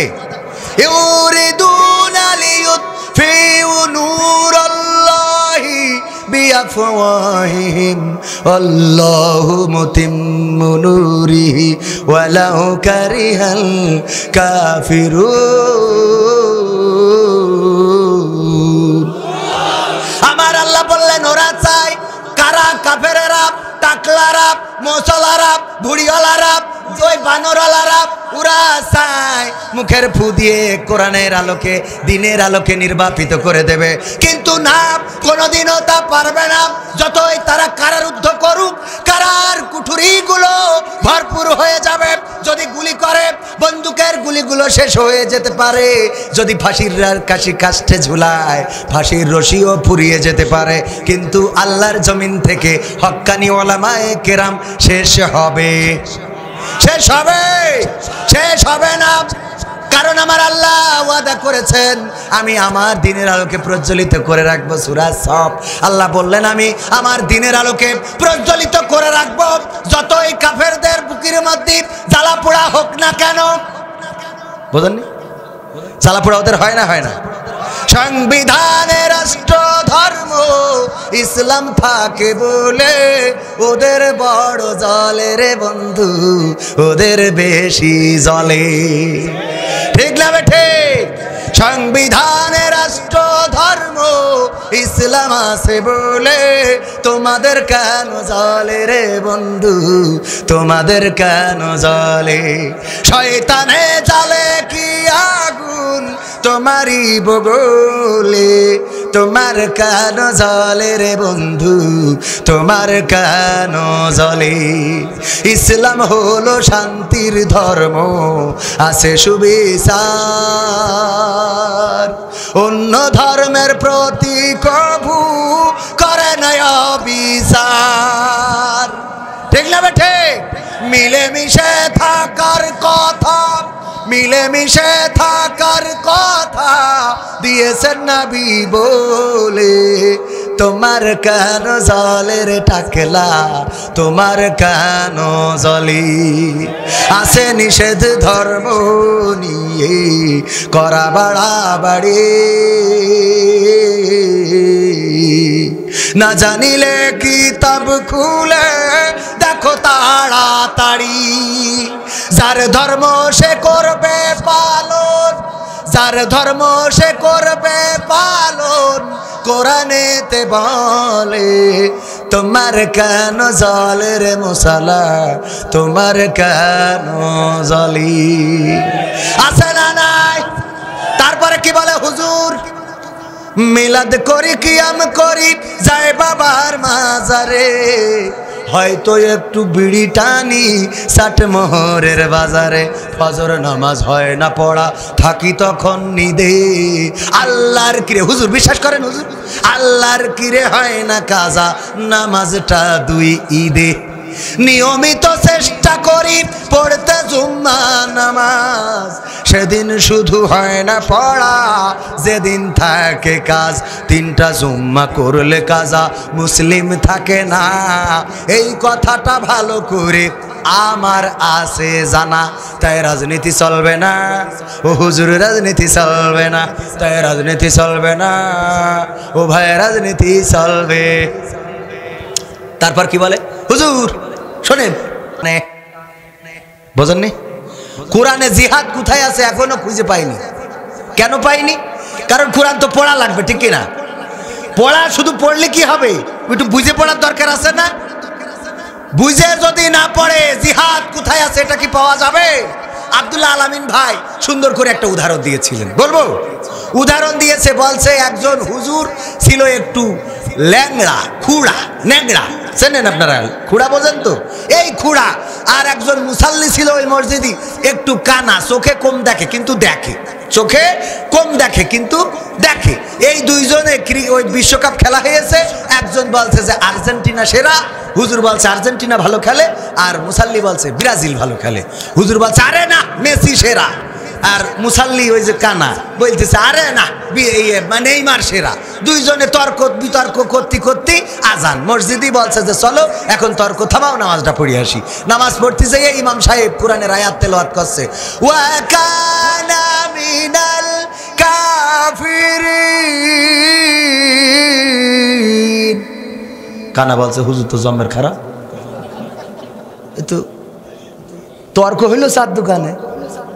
নামাজ এসে বলছে ও কানা মিনাল কাফিরিন, আমি কানা কাফের। এ হুজুর তো বেকায়দা হুজুর। হ্যাঁ, এটা খেলার বিষয় নিয়ে নামাজটা ছাড়লো। তো ওই দিন কিছু বলে নাই। পরের দিন চিন্তা করলো, পরে আর একদিন, পরের দিন আরেকদিন, হঠাৎ নামাজের মধ্যে আবার হুজুর তেলাওয়াত করেছে, ওয়া কানা মিনাল কাফিরিন। মুসাল্লি বলছে হুজুর আজ আর ধৈর্য ধরতে পারলাম না, শেষ। ধৈর্যের সীমা রেখা বাউন্ডারি ক্রস করি ভারতে প্রবেশ করিস, আর সম্ভব না। আপনি আগে একদিন বলেছেন ওয়াকানা মিনাল কাফিরিন, আমি কিছু কইনি। আজকে আবার বললেন সামান্য খেলা নিয়ে। আপনি নামাজ দিয়ে আমার বলতেছেন ওয়াকানা মিনাল কাফিরিন। আমি মুসাল্লি, আমারও লুকমা দেওয়ার অধিকার আছে। আমি বলতেছি আল্লাহু আকবার ওয়া খুড়া মিনাল ফাসিকিন। আমি কানা কাফের হলি, তুই হুজুর খুড়া ফাসিক। কারণ খেলা নিয়ে তুই এখানে নামাজ হারলি কেন? বোঝেন নেই? জিহাদ মিহাদ কোথায় আছে দেখিনি কোনখানে, দরগা পীরের মাজার আমার অনেক বেশি টানে। সেথায় গেলে শর্টকাটে ভাই জান্নাত পাওয়া যায়, পরকালে তোরাই নেবে চিন্তা তেমন নাই। পীর সাহেবের কাছে মুরিদ আমি আমার নেতা, বছর বছর ছাগল পাঠায় আমি আবার সেথা। হইলে ওরস কোনোভাবে মিষ্ট করি না, ওখান থেকে আল্লাহ রাসূল হয়েছে জানা। তাই রাজনীতি চলবে না ও হুজুর, রাজনীতি চলবে না, তাই রাজনীতি চলবে না ও ভাই, রাজনীতি চলবে। এমন কথা বলার মতো নেতা আছে না নাই? যদি বলা হয় রাজনীতি যে করা যাবে না, একটু কোরআনে দেখান আমরা যে কথাগুলো বলি সেগুলো নেই। কয় আমরা পড়তে পারি, বোঝেননি? কয় ওকে পড়তে পারি, তো পড়তে পারিস না তাহলে এত চিল্লাস কেন? একজন এই আপনাদের পাবনায় ওয়াজ শুনেছে, শোনার পরে শুনেছে যে যদি স্বামী স্ত্রী নামাজ না পড়ে তাহলে স্বামী জাহান্নামে যাবে। কি হবে? যদি স্ত্রী নামাজ না পড়ে তার স্বামী জাহান্নামে যাবে। বাড়ি যেয়ে বলছে এই ওঠ, বলছে কি হয়েছে? কয় ওঠ। কি হয়েছে মানে? আচ্ছা মরিয়ে নাই স্মৃতি, ওঠ ওঠ। কি বলছে? ওঠ, তোর নামাজ পড়তে হবে। তো আচ্ছা মরিয়ে নাই রাতে একটা, আরও তো ওয়াজ শেষ করতে করতে একটা ছাড়াই যাবে, ঠিক কি না? এখন ওয়াজ শুনে যেয়ে বাড়ি যেয়ে পড়তে ওঠ, নামাজ পড়তে হবে। কেন? বলছে কবির বিন সামাদ হুজুর কয়ে গেল যে স্ত্রী যদি নামাজ না পড়ে তাহলে স্বামী জাহান্নামে যাবে। তা বলছে তুমিও তো নামাজ পড়ো না। তা বলছে আমার জন্য আমি জাহান্নামে যাবো, অসুবিধা নেই, তোমার জন্য যাবো না, সরি, তোমার জন্য আমি জাহান্নামে চলতে রাজি। ওঠ। বলছে কোন পাগলের ওয়াজ শুনে এই চাল্লাই জানে। হ্যাঁ, এই রাতে একটার সময় এখন এই শিখাই ওঠ ওঠ ওঠ, এই তুমি সব কাল খেতে পারবা না। আরে না ওঠ এখন, কই এই স্মৃতি ডিস্টার্ব করি না, কাল খেতে পারবো না। তুই আজ খেতে কাল বাইসে থাকবো, তার কোনো গ্যারান্টি আছে? ওঠ। উঠো এই ছেড়েছে, স্ত্রী যেয়ে উজু টুজু করে এসে স্মৃতি কাঁপতি কাঁপতি বলছে বলো এখন রাইতে এই 1:30টার সময় কোন ওক্তের নামাজ, কয় রাকাত, কি পড়বো, কোন সূরা? বলছে যা হয় পড়। আচ্ছা না আমার তো আসতে করলে হচ্ছে না, যা হয় পড় আবার কি? আচ্ছা রে পড়, যা হয় পড়। না যা হয় তুমি শিখাই দাও, তো দরকার ইমামতি করো, তুমি সামনে যাও, আমি পিছনে দাঁড়াচ্ছি। কারণ স্বামী স্ত্রী জামাত করা যাবে না, তুমি যাও। জামাত ইসলাম করা যাক আর না, জামাত তো করা যাবে, ঠিক না? মাঝে মাঝে আমার আওয়ামী লীগের ভাইরা কয় ভাই শিখিয়ে চলেন, জামাত বলে শুরু হয়ে গেছে। আমি কই এই যে আপনারা জামাত করবেন আর আমরা করলি দোষ, কথা কয় না। এই জন্যই ওই মাঝে মাঝে ইনাজ জিজ্ঞেস করিছে, বলছে কোন দল করো? তো বলছে ভাই সত্যি কথা বলতে আমি বাংলাদেশ জাতীয়তাবাদী দল করি। আর ইনাজ জিজ্ঞেস করিছে, তো বলছে ভাই মিছে কথা কব না, আমি বাংলাদেশ আওয়ামী লীগ। আমার জিজ্ঞেস করিছে, আমি দেখলাম মাঝখানে বসে আছে, কি কব? আমি বললাম যে ভাই আমি সত্যি কথা বলতি বাংলাদেশ জাতীয়তাবাদী আওয়ামী জামাত ইসলাম করি। বাংলাদেশ জাতীয়তাবাদী আওয়ামী জামাত ইসলাম নেও, তুমি যেইটাই নিয়ে পারো। লাগাও কোনটাই। বলছে হুজুর আপনি এই টুপি পরে আইছেন, আমাদের এখানে এই টুপি পছন্দ করে না। আমি বললাম নরম টুপি আছে, ওয়াজ করার জন্য সব রকম কিনে রেখেছি, আপনি বলেন কোনটা পরলে পছন্দ করবেন সেটা পরে ওয়াজ করবেন, সমস্যা কি? টুপি নিয়ে আমাদের কোনো সমস্যা আছে? দাড়ি টুপি পাঞ্জাবি এগুলো নিয়ে ভেদাভেদ করার সুযোগ আছে এখন?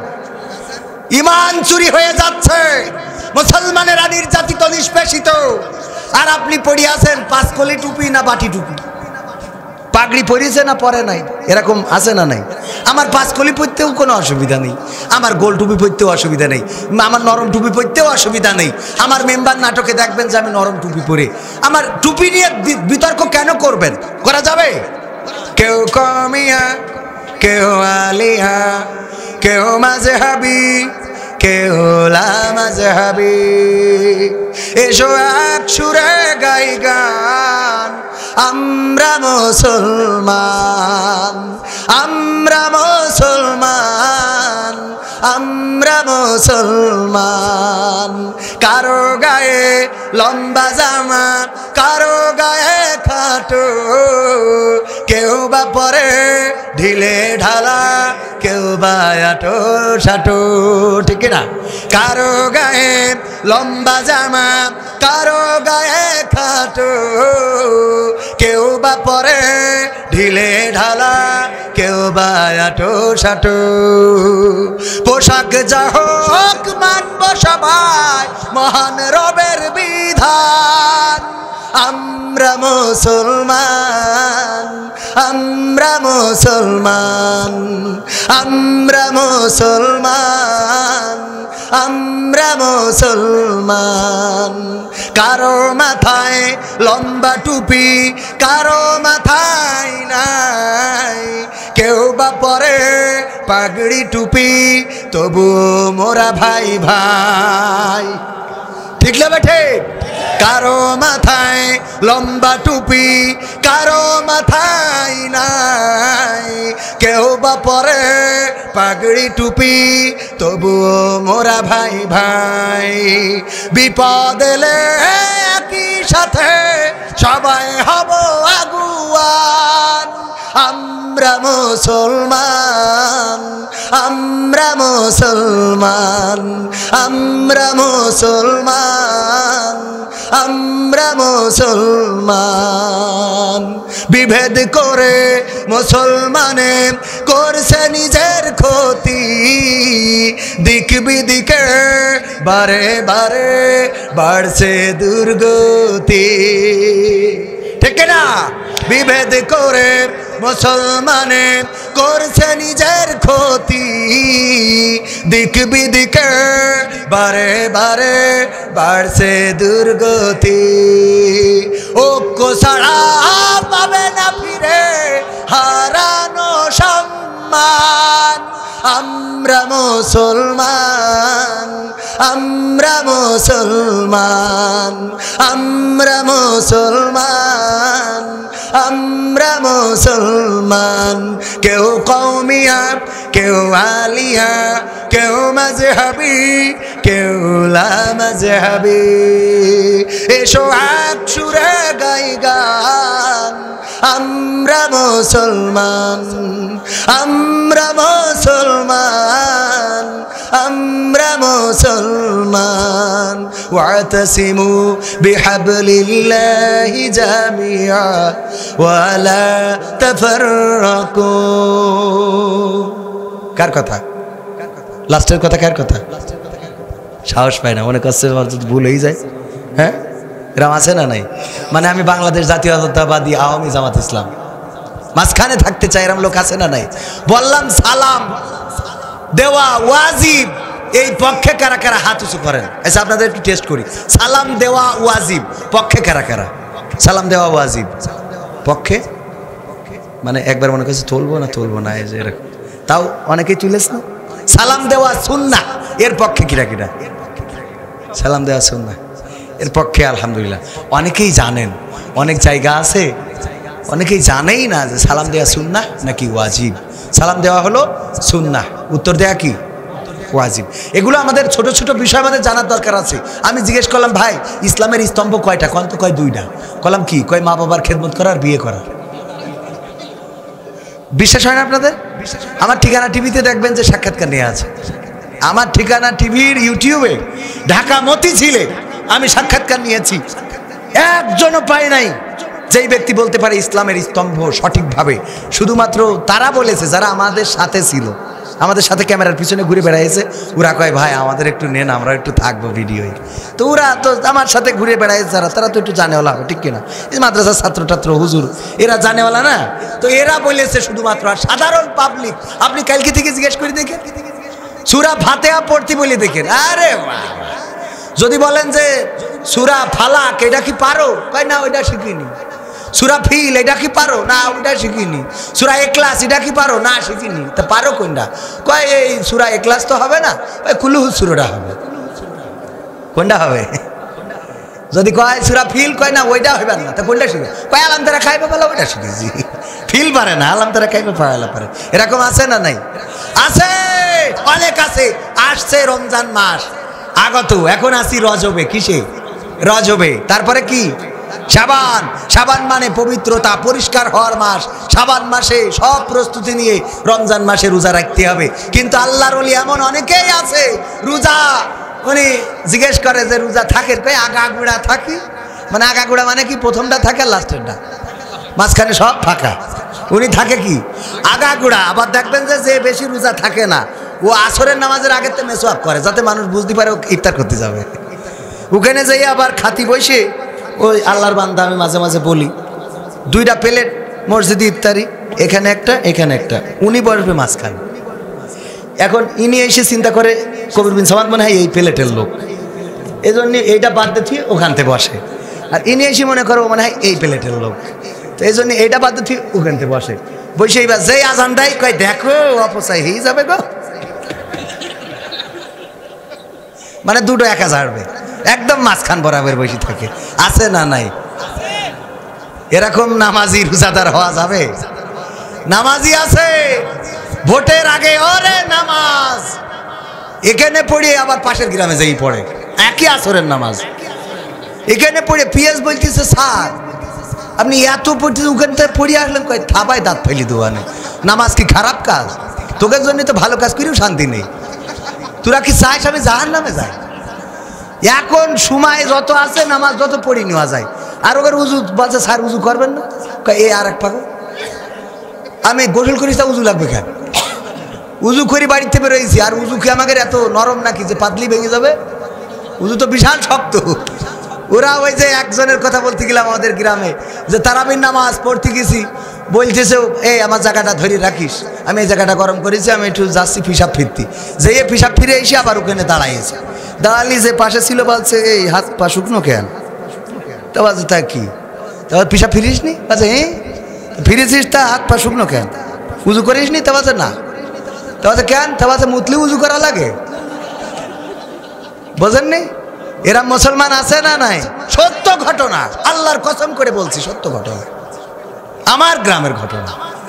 বলছে এই পিসাব ফেললেও উজু করতে হবে। হ্যাঁ বোঝেন নি? পিসাব ফেললে উজু করতে হবে এটা জানে না। এরকম মুসলমান আছে না নাই? অনেক আছে।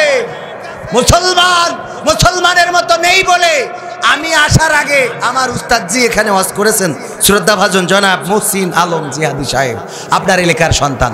এখানে এখন যত লোক আছেন তার অর্ধেকও ছিলেন না। সত্য না মিথ্যা বলেন? তাইলে উনি কি কোরআন হাদিসের বাইরে বলছিলেন? বরং উনি কোরআন হাদিসের মধ্য থেকে বলেছে আমি একটু মাঝে মাঝে বাইরে চলে যাচ্ছি, কারণ আমার অত এলেম নেই। উনি তো এলেমে পাকাপুক্ত একজন আলেম, আল্লামা সাইদির মাহফিলে ওয়াজ করেছেন। আর আমি উনার মাহফিলের 5 জায়গায় শ্রোতা ছিলাম মাত্র। আমার জীবনে 5বার 5টা মাহফিলে সরাসরি শ্রোতা হওয়ার সুযোগ হয়েছে। তবে আমার আব্বা উনার একটা মাহফিলের উপস্থাপক ছিলেন, সেই দিক থেকে একটু গর্বিত আলহামদুলিল্লাহ। আমরা আলেমদের ভালোবাসি কিসের জন্য? এইটাও কইতে পারে না। কোরআনের জন্য, আল্লাহর জন্য। আলেমদের ভালোবাসি কিসের জন্য? আমি চিনি নাই আছারি, চিনি নাই আনসারি, চিনি নাই আমি। খুব কষ্ট আছে, তারপরেও না বলি তো উপায় নেই, জোন তো সাই করা লাগবে না। যাওয়ার সময় বলবেন হুজুর যা করেছেন তার আপনার এই কত দেবো কাল, মানে খুব বেকায়দা অবস্থা। আমাদের তো কোনো কায়দা নেই, মানে নিলেও দোষ না নিলেও দোষ, আছে না নাই? তো এখন ধরেন যদি না আসতাম, মাহফিল কমিটি কিন্তু খুব আল্লাহওয়ালা, না আসলে কালকে কিন্তু পাবনায় আসেন ঠ্যাং ভেঙে দেবো, বিশাল আল্লাহওয়ালা কিন্তু মসজিদের জন্য সব কিছু। এটা না, অন্য কমিটি। আরে বাবা একটা মাহফিল ডেট নিয়ে তো ডেট কনফার্ম করে নাই, আমি বললাম ডেটটা কনফার্ম জানাই দেবেন, বলছে ভাই ডেটটা শুনলাম, ওকে ঠিক আছে, শুধুমাত্র কনফার্ম মানে ওই ডেটটা শুনেই রেখেছে। আমি ওই ডেট আর এক জায়গায় দিয়ে ফেলেছি বলে কয়েকদিন আগে, আমি সেই থানার নাম বলবো না কারণ আগামী 30 তারিখেও সেই থানায় একটা মাহফিল আমার, বললো আপনি এই থানায় আসলে আপনাকে দেখে নেব। সেখানে যাওয়ার পরে উনি আসলেই দেখে নিয়েছেন, 999-এ কল করেতে বলেছে যে হুজুর এখানে সরকার বিরোধী কথা বলছে। পুলিশ এসে আমার পায়নি, মাহফিল শেষ করে চলে আইছি, যে আয়োজক ছিল চেয়ারম্যান, সাবেক চেয়ারম্যান ওদ্ধারি নিয়ে গেছে। বোঝেননি? তাহলে এদের দিয়ে আল্লাহর কি কাজটা হবে? আমি তো সেই টেনশনে মরি যাই। মানে অবস্থাটা হলো আমরা মুসলমান খুব বেকায়দা অবস্থা। আপনাদের পাবনায় লিখা রয়েছে ফকির মুক্ত অঞ্চল, ওর নিচে বসে একজন ভিক্ষে করছে। কি লেখা? ফকির মুক্ত অঞ্চল, নিচে বসে কি করছে? ভিক্ষে। আমি বললাম এই যে সাইনবোর্ডে কি লেখা, তুমি করতে চাও কি? কি হয়েছে হুজুর? তা আমার কি হয়েছে মানে সাইনবোর্ডে লেখা ফকির মুক্ত এ লেখা, আর তুমি নিচে বসে ভিক্ষা করতে চাও? তা বলছে বাবা ঠিক আছে। বললাম বাবা ঠিক আছে মানে? আরে ঠিক আছে, লিখাও ঠিক আছে, আমিও ঠিক আছি। আমি বললাম পাকামো করার জায়গা খুঁজে পাও না, কাটি খোলার দরকার। আরে বাবা না, কি বলছে ফকির মুক্ত অঞ্চল তো ভিক্ষুক মুক্ত অঞ্চল, আমি তো ভিক্ষা করতেছি না। তা কি করতেছ? বলছে আমি সাহায্য তুলছি। ও কি চলছে? সাহায্য। খুব বেকায়দা অবস্থা, কনে মলম লাগাবো, সব জায়গায় সমস্যা, মলম লাগাইনোর কোনো রাস্তা খুঁজে পাচ্ছি না। আমার গ্রামে যেই বাড়ি না, এই কথা কই আবার পরে বাড়ি গ্রামে ঢুকতে দেবে না, ডিজের কথা কই, কারণ এই ইউটিউবে সব চলে যায়। ডিজে গান, বিয়ে আছে, ডিজে আছে না নাই? সুবহানাল্লাহ, সুবহানাল্লাহ না নাউজুবিল্লাহ। বিয়ে বাড়ি ডিজে, ধুমধামাক্কা ধুমধামাক্কা, গ্রামের পর্দানশীল নারীরাও এসে আরে বাবা দে দুলা, আছে না নাই? দে দুলা। আজকে একটা তো দিন মাত্র, নাচ যত জোরে পারিস, আর দেওয়ারও এসেছে আরে বাবা মাজা ডিসিম ডিসিম, আছে না নাই? ওখানে যাই এবার ভাবি তাল মিলই, মোটা মানুষ ভালো লাইন করতে পারে না। আছে এগুলো কবেন হুজুর আপনি কি করে দেখলেন? চোখের সামনে পড়ে না? চোখের সামনে পড়ে না? পড়ে না। কেউ যদি বলে যে না আমি জীবনেও দেখিনি, আমি ওটা বিশ্বাস করিনি, আমি ওটা বিশ্বাস করিনি, যত বড় হুজুর হোক। আপনি ফেসবুকে যান, ইউটিউবে যান, খারাপ দৃশ্য আপনার সামনে আসে না? চলে আসে অটোমেটিক। ভাবির গরম ডান্স, এই গরম ডান্স পাবনায়, অথচ বিয়ে হচ্ছে আলহাজ নবিসুদ্দি চৌধুরীর মেয়ে, আলহাজের মেয়ে, ভাবির নাইছে গরম করে ফেলাইছে। তোর হজ করার কি দরকার ছিল? আছে না নাই? এই যুবকদের রাত্রি ঘুম নেই, ধুমধামাক্কা ধুমধামাক্কা দে বাড়ি। আমার ঘরের পিছনে আমি মাহফিল করি, রাত্রি যেয়ে ফজর পড়ে একটু ঘুম দিই, না হলে তো নেটওয়ার্ক পাইনি, তো ঘুমাই রয়েছি, দেখি খাট কাটতিছে। স্ত্রীর বললাম কি হয়েছে? বলছে অমুকের মেয়ের বিয়ে হয়েছে গতকালকে। তা গতকাল সারা রাত ধুমধামাক্কা মারিছে, আবার সকালবেলা জুড়িয়েছে। তা বললাম এ কি হাল খাতা নাকি যে রাত্রি বাজায় এখনো শেষ হয়নি, তাই আবার সকালে বাজাচ্ছে?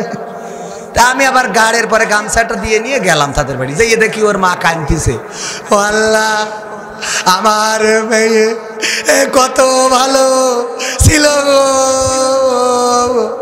আল্লাহ আল্লাহ।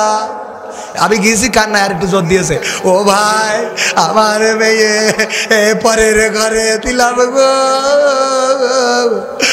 আল্লাহ আল্লাহ। আমি বলছি আল্লাহ কোন দিকে যাবে? নিচেই বসে আপনি মাইক ছাড়িয়েছেন কান্নার, আর উপরে ধূপ ধামাক্কা বাইতেছে ডিজে। তা কোন মুখ যাবে, উপর মুখ না নিচে মুখ? যে কোনো একটা বন্ধ করেন, হয় আপনি কান্দেন ওইটা বন্ধ করেন, না ওইটা চলুক, আপনার কান্নাটা বন্ধ করেন, যে কোনো একটা তো বন্ধ করেন। দুটো মুখ একসাথে চালাচ্ছেন, আমাকে তো ঘুম হারাম, কথা কয় না, আছে না নাই? আর একবার বিয়ে হচ্ছে, আমি যে বললাম ভাই আমি নাটকের শুটিং করতে পারতেছি না, আপনারা শুরু করেছেন কি? বলছে তোমাকে এত চুল কই কেন? এটা বিশেষ দিন বাজাচ্ছি তো তোমাকে এত সমস্যা আছে। আমি মনে করে রাখিছি ওকে বাড়ি যেদিন মানুষ মরে যাবে ওই দিন আমি নিজের টাকায় ডিজে ভাড়া করবো। কইরিয়াতে খবর দে বাড়ি বাজা, 2 পিয়ারের জায়গায় 4 পিয়ার নিয়ে আসবো, বাজা দে ধুম ধামাক্কা। এই কবে যে ভাই এই মরা বাড়িয়া কি হচ্ছে, কবে চুপ, এটা বিশেষ দিন। এদিন সব দিন পাওয়া যায় না, এদিন সব দিন আসে না। এই দিন আসতে হলি আজরাইল আলাইহিস সালাম লাগে, দেখেও পাওয়া যায় না, ঠিক না? অনেকেই ডাকে না, মা বোনেরা দেখবেন, আল্লাহ আজরাইল পাঠাও, আমার তুই নিয়ে নাও। যদি আজরাইল পাঠায় ও বলে আগে ধরে দেবে। আল্লাহ কইলে কি তুমি সাথী না সাথী পাঠাইতে চাও? আছে না নাই? আল্লাহর আজরাইল কি মনেতে চাই? তো আমি বলবো দে বাড়ি, কারণ এটা বিশেষ দিন। তোর জন্মদিনই যদি ডিজে বাজানো যায়, তোর মুসলমানের দিন আগা কাটার দিন যদি ডিজে বাজানো যায়, তোর ওই বার্থডে যদি কি বার্থডে তোর জন্মদিন হয়ে গেছে ওটা বলা, তোর গায়ে হলুদের দিন যদি ডিজে বাজানো যায়, তোর বিয়ের দিন যদি ডিজে বাজানো যায়, তোর মরার দিনও ডিজে বাজানো হবে, ঠিক না বে ঠিক? কারণ এই ডিজে কোনো মুসলমানের সংস্কৃতি। কোন মুসলমানের বাড়িতে যদি ডিজে গান বাজে বাধা দিবেন, যতটুকু শক্তি আছে সেই শক্তি দিয়ে বাধা দিবেন। এটা মুসলমানের বাংলাদেশ, এটা ডিজের বাংলাদেশ নয়। ডিজে গান বাজায়ে তুমি বিয়ে দিবা, আর ওই বিয়ের পরে যে সংসারে অশান্তি এইবার আসে হুজুরের কাছে, হুজুর একটু পানি পড়ি দেন কে, ও আমার মেয়ের স্বামী ঘর লাগা হচ্ছে না, ঘর লাগা হচ্ছে না, পানি পড়ি দেখো। হ্যাঁ আমার ভাইরা, যদি কারো জন্মদিনে ডিজে বাজানো যায়, যদি কারো গায়ে হলুদে ডিজে বাজানো যায়, যদি কারো মুসলমানিকে কেন্দ্র করে ডিজে বাজানো যায়, তাইলে যেদিন মারা যাবে ওই দিন কেন ডিজে হারাম হবে? ওই দিনও বাজাবো, কারণ এই দিন তো সব দিন পাওয়া যায় না। বাজা দরকার হলে তোর কবরেও একটা লাগাই দিয়ে আসবো। হ্যাঁ, তবে বুদ্ধিজীবী আছে অনেকে আবার কবরকে নিয়েও বুদ্ধি করে। সেদিন একজন বলছে, ভাই একজন বুদ্ধিজীবী ছিল, খুব বুদ্ধিজীবী, তার ছেলেদের, আমাদের এক হুজুর বলতেছে, বলছে তার ছেলেদের মারা যাওয়ার সময় বলতেছে, বাপ সারা জীবন তো বুদ্ধির কাজ করে গেলাম, শেষ বুদ্ধিটা তোর বলি যাই, মরে যাওয়ার পরে কাফনের কাপড়, পুরনো কাপড়ের কাপড়ই নিয়ে আমার কবরটা দিবি, মানে অন্য কোনো কবর থেকে কাপড় চুরি করে নিয়ে আসবি, নিয়ে আসি আমার কবরটা দিবি। তো বলছে, আব্বা এই কাপড়ের কাপড় চুরি করে দেবো আমরা ছেলে? বলছে দিবি, এটা আমার একটা বুদ্ধির খেলা। বুদ্ধি এখানেও বুদ্ধি, কয় মরার সময় বুদ্ধি করতে হয়। তা বলছে এই বুদ্ধিটা কে জন্য আব্বা? বলছে তোর সব কথা কন। বলছে আব্বা কই যাও, মরি তো যাবা, শেষ কথাটা কই যাও। তো বলছে বুদ্ধিটা এই জন্যই, ওই মরি যাওয়ার পরে কবরে রাখলি ফেরেশতা এসে জিজ্ঞেস করবে, মান রব্বু খাও, মান দিনু খাও, আমার নবী কথা। আমি যে জাহেলে জাহেল, সারা জীবন তো এ পথে হাঁটিনি, তা আমি তো উত্তর দিতে পারবো না। তো এই জন্যই ওই যখন ওই আমার বসালি আমার যে জিজ্ঞেস করবে, আমি কবার উত্তর দেবো।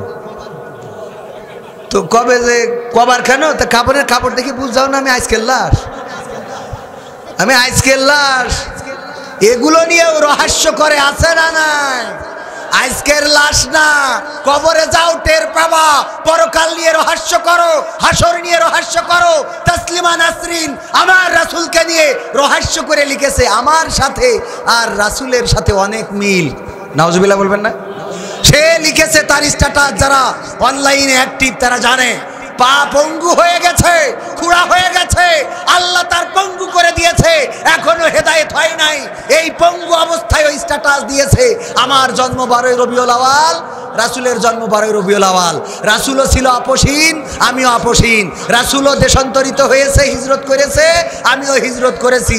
রাসূল ছিল নারীবাদী, আমিও নারীবাদী। বলে নাউজুবিল্লাহ। কয় রাসূল নারীদের অধিকার নিয়ে কাজ করেছে, আমিও নারীদের অধিকার নিয়ে কাজ করি। রাসূল মানে যা বলেছে সেগুলো মুসলমান এই জবানে বলা সম্ভব নয়, নাউজুবিল্লাহ পড়তে হবে বারবার। আমি বলেছি, তাসলিমা নাসরিন তোমার পা পঙ্গু হয়েছে, এখনো রাসূলকে চিনতে শেখো নাই, এখনো বিশ্বের মানবতার প্রতীক, যিনি পরকালের কাণ্ডারি, দুনিয়ায় এমন একজন মানুষ যেই মানুষের ভুল ধরার মতো কোনো অপশক্তি পৃথিবীতে জন্ম নেয় নাই। তুমি 1400 বছর পরে এসে আমার রাসূলকে ছোট করে কথা বলো, পা পঙ্গু হয়েছে।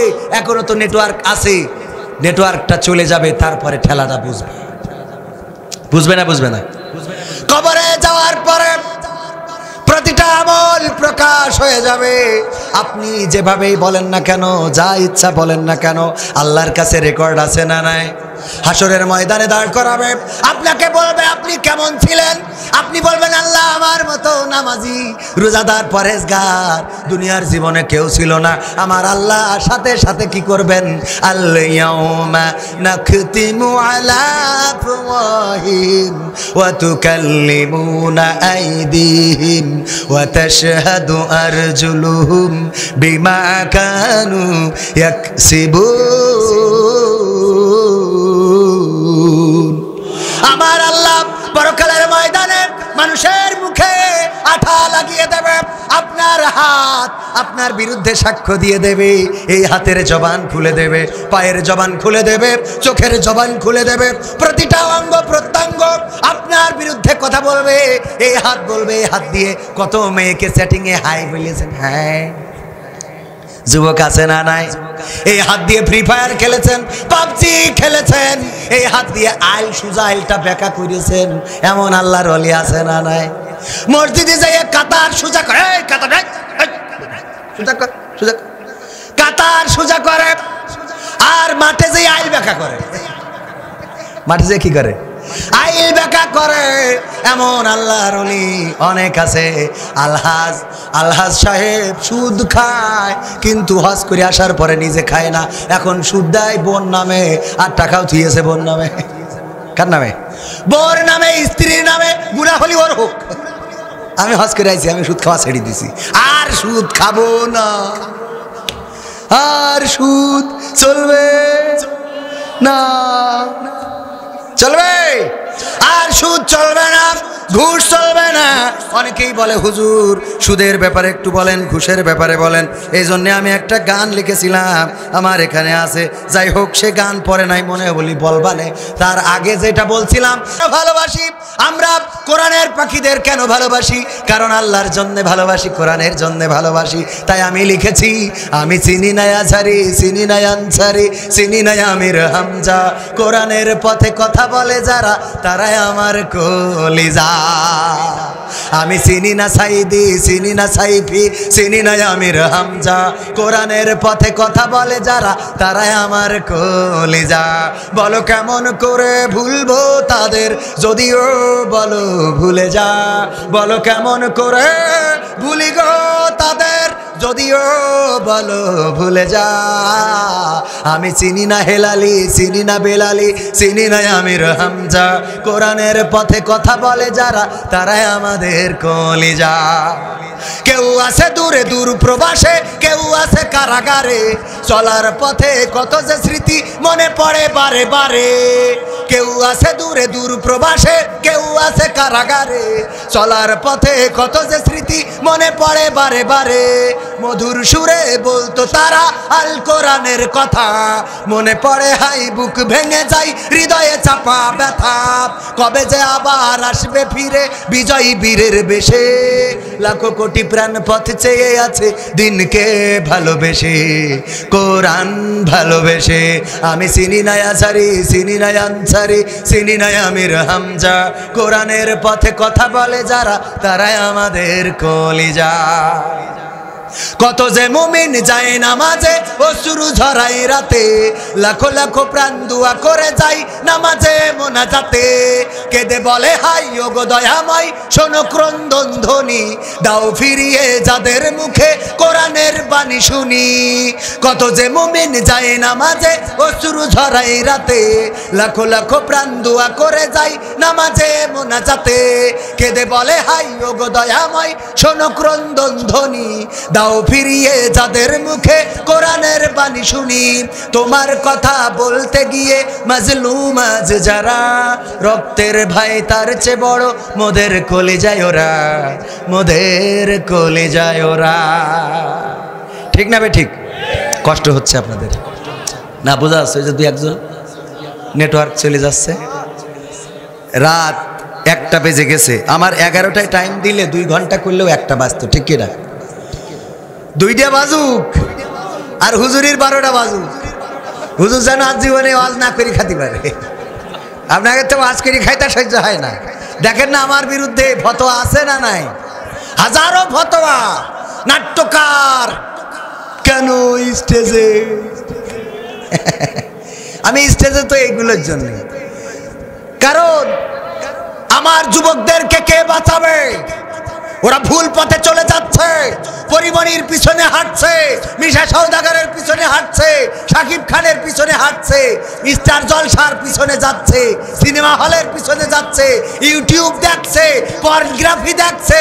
ওদেরকে বাঁচাবে কে? কথা কয় না। ইংরেজি নিয়ে অনেকের আপত্তি ছিল, আলেমেরা বলতো ইংরেজি শিখা যাবে না, কারণ ইংরেজরা হইল মুসলমানদের শত্রু, ওই ইংরেজি শিখা যাবে।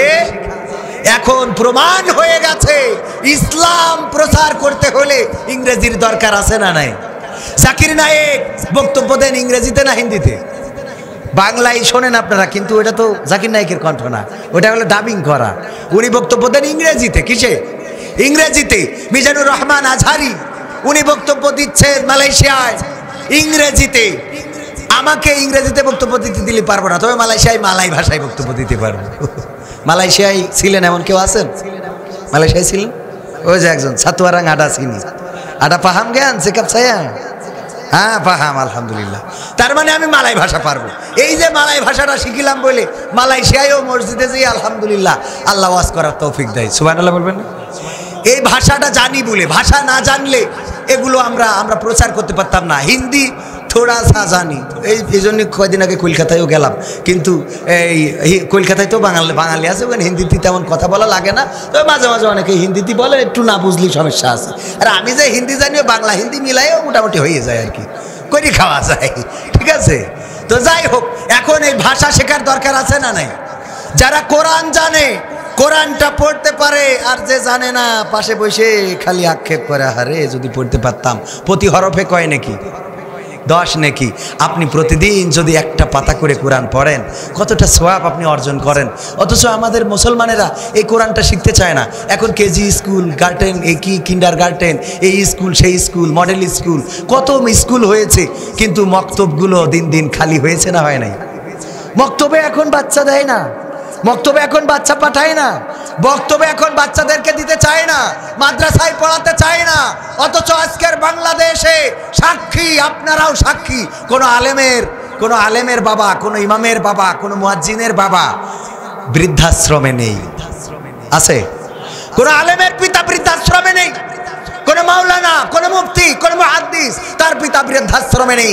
বৃদ্ধাশ্রমে আছে engineer, barrister, magistrate, master, doctor. এদের পিতাগুলো, মাতাগুলো বৃদ্ধাশ্রমে আছে না নাই? বাবা সন্তানের ফ্ল্যাটে জায়গা হয় নাই, সন্তান বাবা মাকে ফেলে দিয়ে চলে গেছে, এমন অসংখ্য ইতিহাস রয়েছে। কারণ তারা প্রকৃত শিক্ষা পায় নাই, তারা ইসলামের শিক্ষা পায় নাই। মা যে কি জিনিস, বাবা যে কি জিনিস, এটা জানতে পারে। কোন মাটিতে তৈরি রে তুই মা। ও ভাই, ও ভাই, কি হয়েছে? মুতু ধরেছে? হ্যাঁ, পরে এসে আবার দোয়া চাবেন, হুজুর আমার বউ রাখতে পারছি না, দোয়া করে দেন। 2 ঘন্টা আটকে রাখতে পারবেন না, তা বউ থাকে পাকামো। ঠিক আছে না? খেলা হবে, খেলা কি হবে? আর বেশি সময় নেব না, এই গানটা গাইছো। হ্যাঁ, কোন মাটিতে তৈরি রে তুই মা, কোন মাটিতে তৈরি রে তুই মা, কত কষ্ট দিলাম তোরে আমি সারা জীবন ধরে, কত কষ্ট দিলাম তোরে আমি সারা জীবন ধরে। অবধ ছেলে বলে তবু, অবধ ছেলে বলে তবু করলি রে ক্ষমা, কোন মাটিতে তৈরি রে তুই মা, কোন মাটিতে তৈরি রে তুই মা, কোন মাটিতে তৈরি রে তুই মা, কোন মাটিতে তৈরি রে তুই মা। মাটির মতো সহ্য করার প্রবল ক্ষমতা, তবুও তোর ঠোঁটে ঝরে মায়ের মমতা। মাটির মতো সহ্য করার প্রবল ক্ষমতা, তবুও তোর ঠোঁটে ঝরে মায়ের মমতা। তিন ভুবনের স্বর্গ শুধু, তিন ভুবনের স্বর্গ শুধু, তুই তো আমার মা। অবধ ছেলে বলে তবু করলি রে ক্ষমা, কোন মাটিতে তৈরি রে তুই মা, কোন মাটিতে তৈরি রে তুই মা, কোন মাটিতে তৈরি রে তুই মা, কোন মাটিতে তৈরি রে তুই মা। আবার যদি কখনো মা জন্ম আমি পাই, সব জন্মেই তোর কোলে মা সুখের মরণ চাই।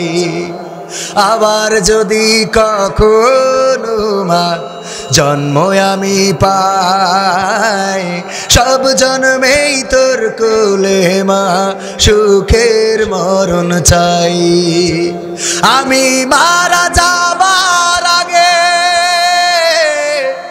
আমি মারা যাবার আগে মরিস না তুই মা।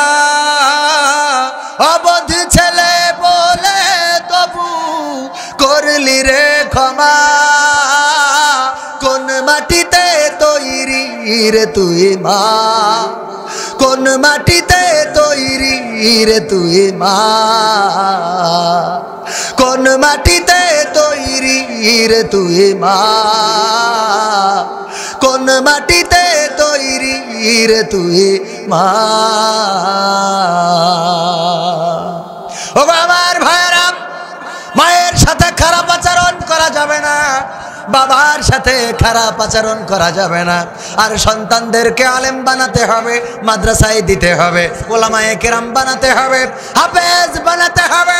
কওমি মাদ্রাসায় দেন, আলিয়া মাদ্রাসায় দেন, নুরানি মাদ্রাসায় দেন, হাফেজিয়া মাদ্রাসায় দেন, যেখানে মনে চাই দেন।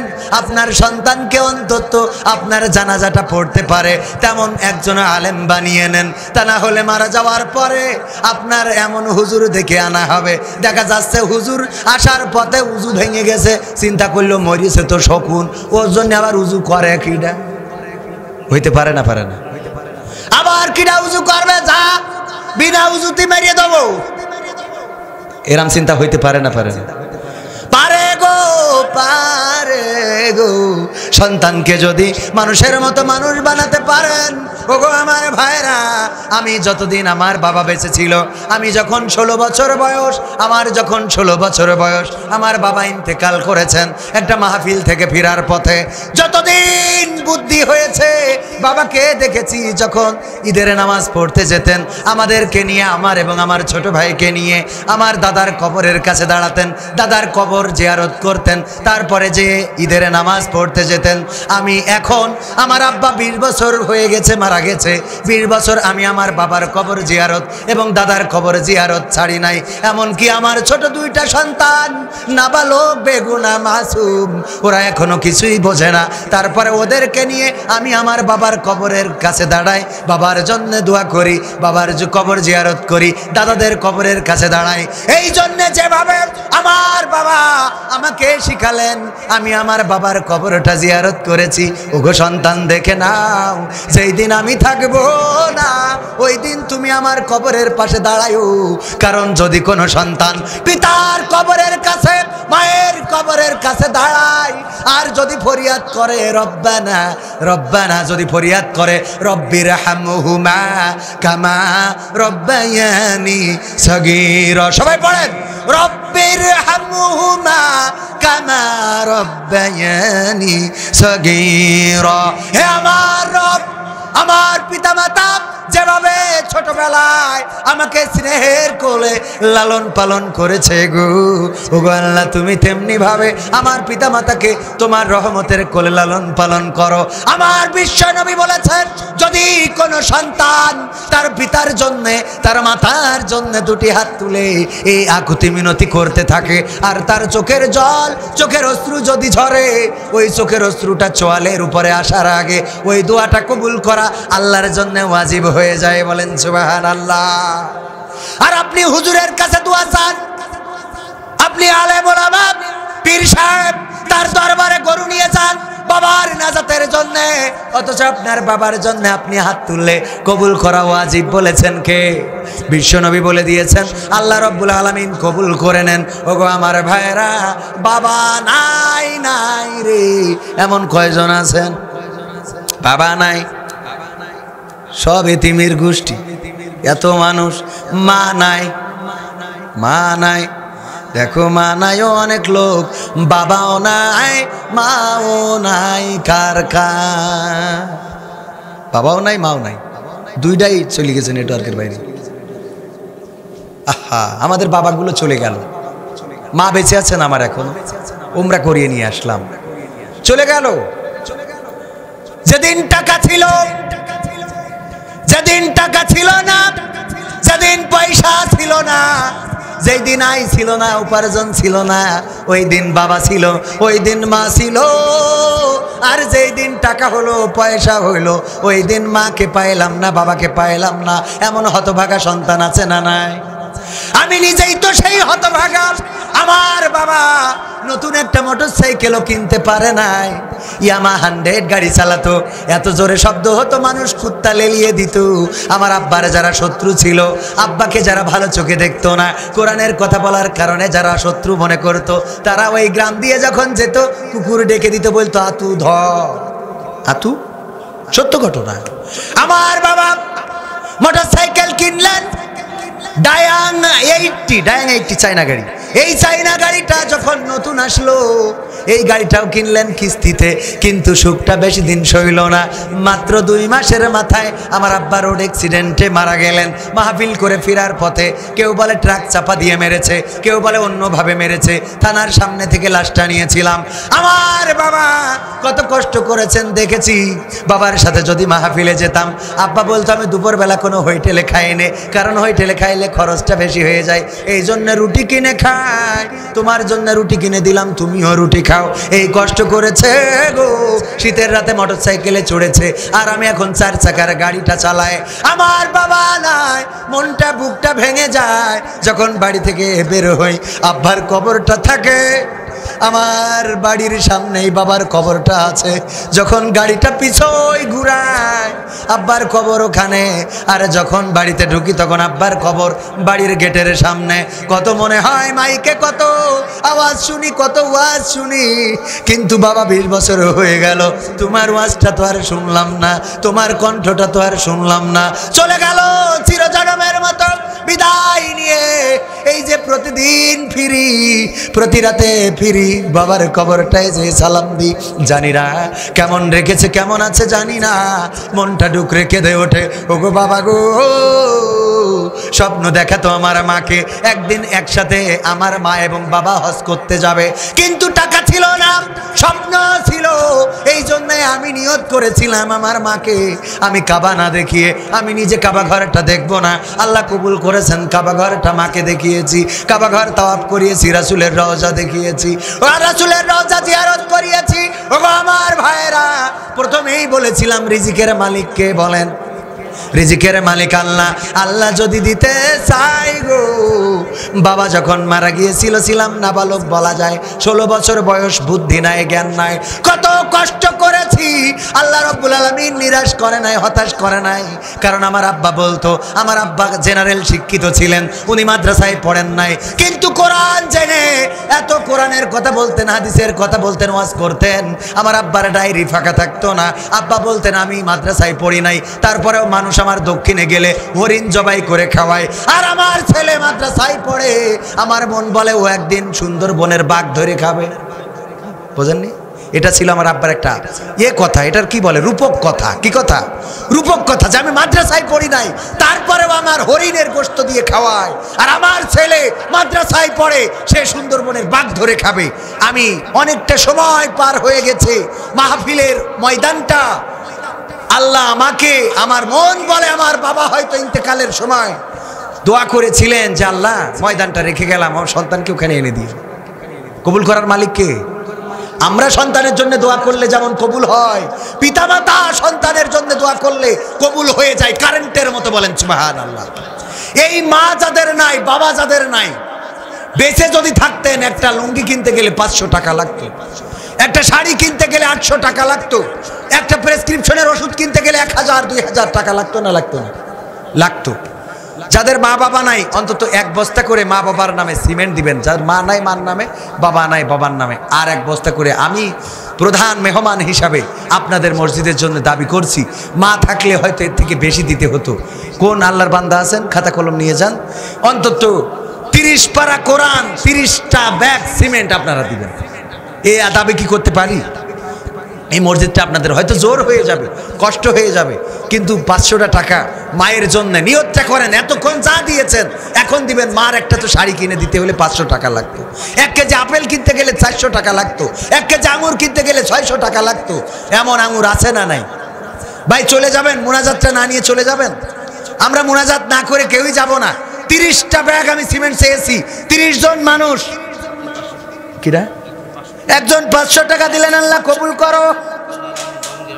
আব্দুল্লাহ আল মামুন 5000। নারে তাকবীর। ও ভাই চলে যাচ্ছেন? হ্যাঁ, এই একজন ভাই, আমি 30টা ব্যাগ সিমেন্ট চাইছি, যদি না দেন অন্তত পকেটে যা আছে সেই টাকাগুলো দেন মসজিদের জন্য। এই চাদর, এই প্যাকেট নিয়ে যান তো, যা আছে এইবার। নিজের পকেটে না থাকলে পাশের পকেটে হাত ঢুকান, ওরও উপকার হোক। আমাদের আব্দুল্লাহ আল মামুন বামনগিরাম 5000 টাকা দিলেন, আল্লাহ কবুল করে নাও, নেখায়াত দিয়ে দাও, মনের স্বপ্ন পুরা করে দাও। আবুল প্রামাণিক উনি দিলেন 1 কার্টুন চাইজ, আল্লাহ কবুল করে নাও। সাবেক বিলায়েত হোসেন মল্লিক 1000 টাকা দিলেন, আল্লাহ কবুল করো, নেখায়াত দাও, মনের স্বপ্ন পুরা করে দাও। টাকা চাইলে মানুষ হয়ে যায়, চাইলে টাকা মানুষ হয় ফাঁকা রে। এই জন্য টাকা নিয়ে একটা গান আছে, শোনাবো, ইউটিউবাররা রেডি। টাকার গানটা একটু শোনাই যাওয়া লাগবে আজকে। ইউনুস সরকার 12 পাড়ায় 1000 টাকা।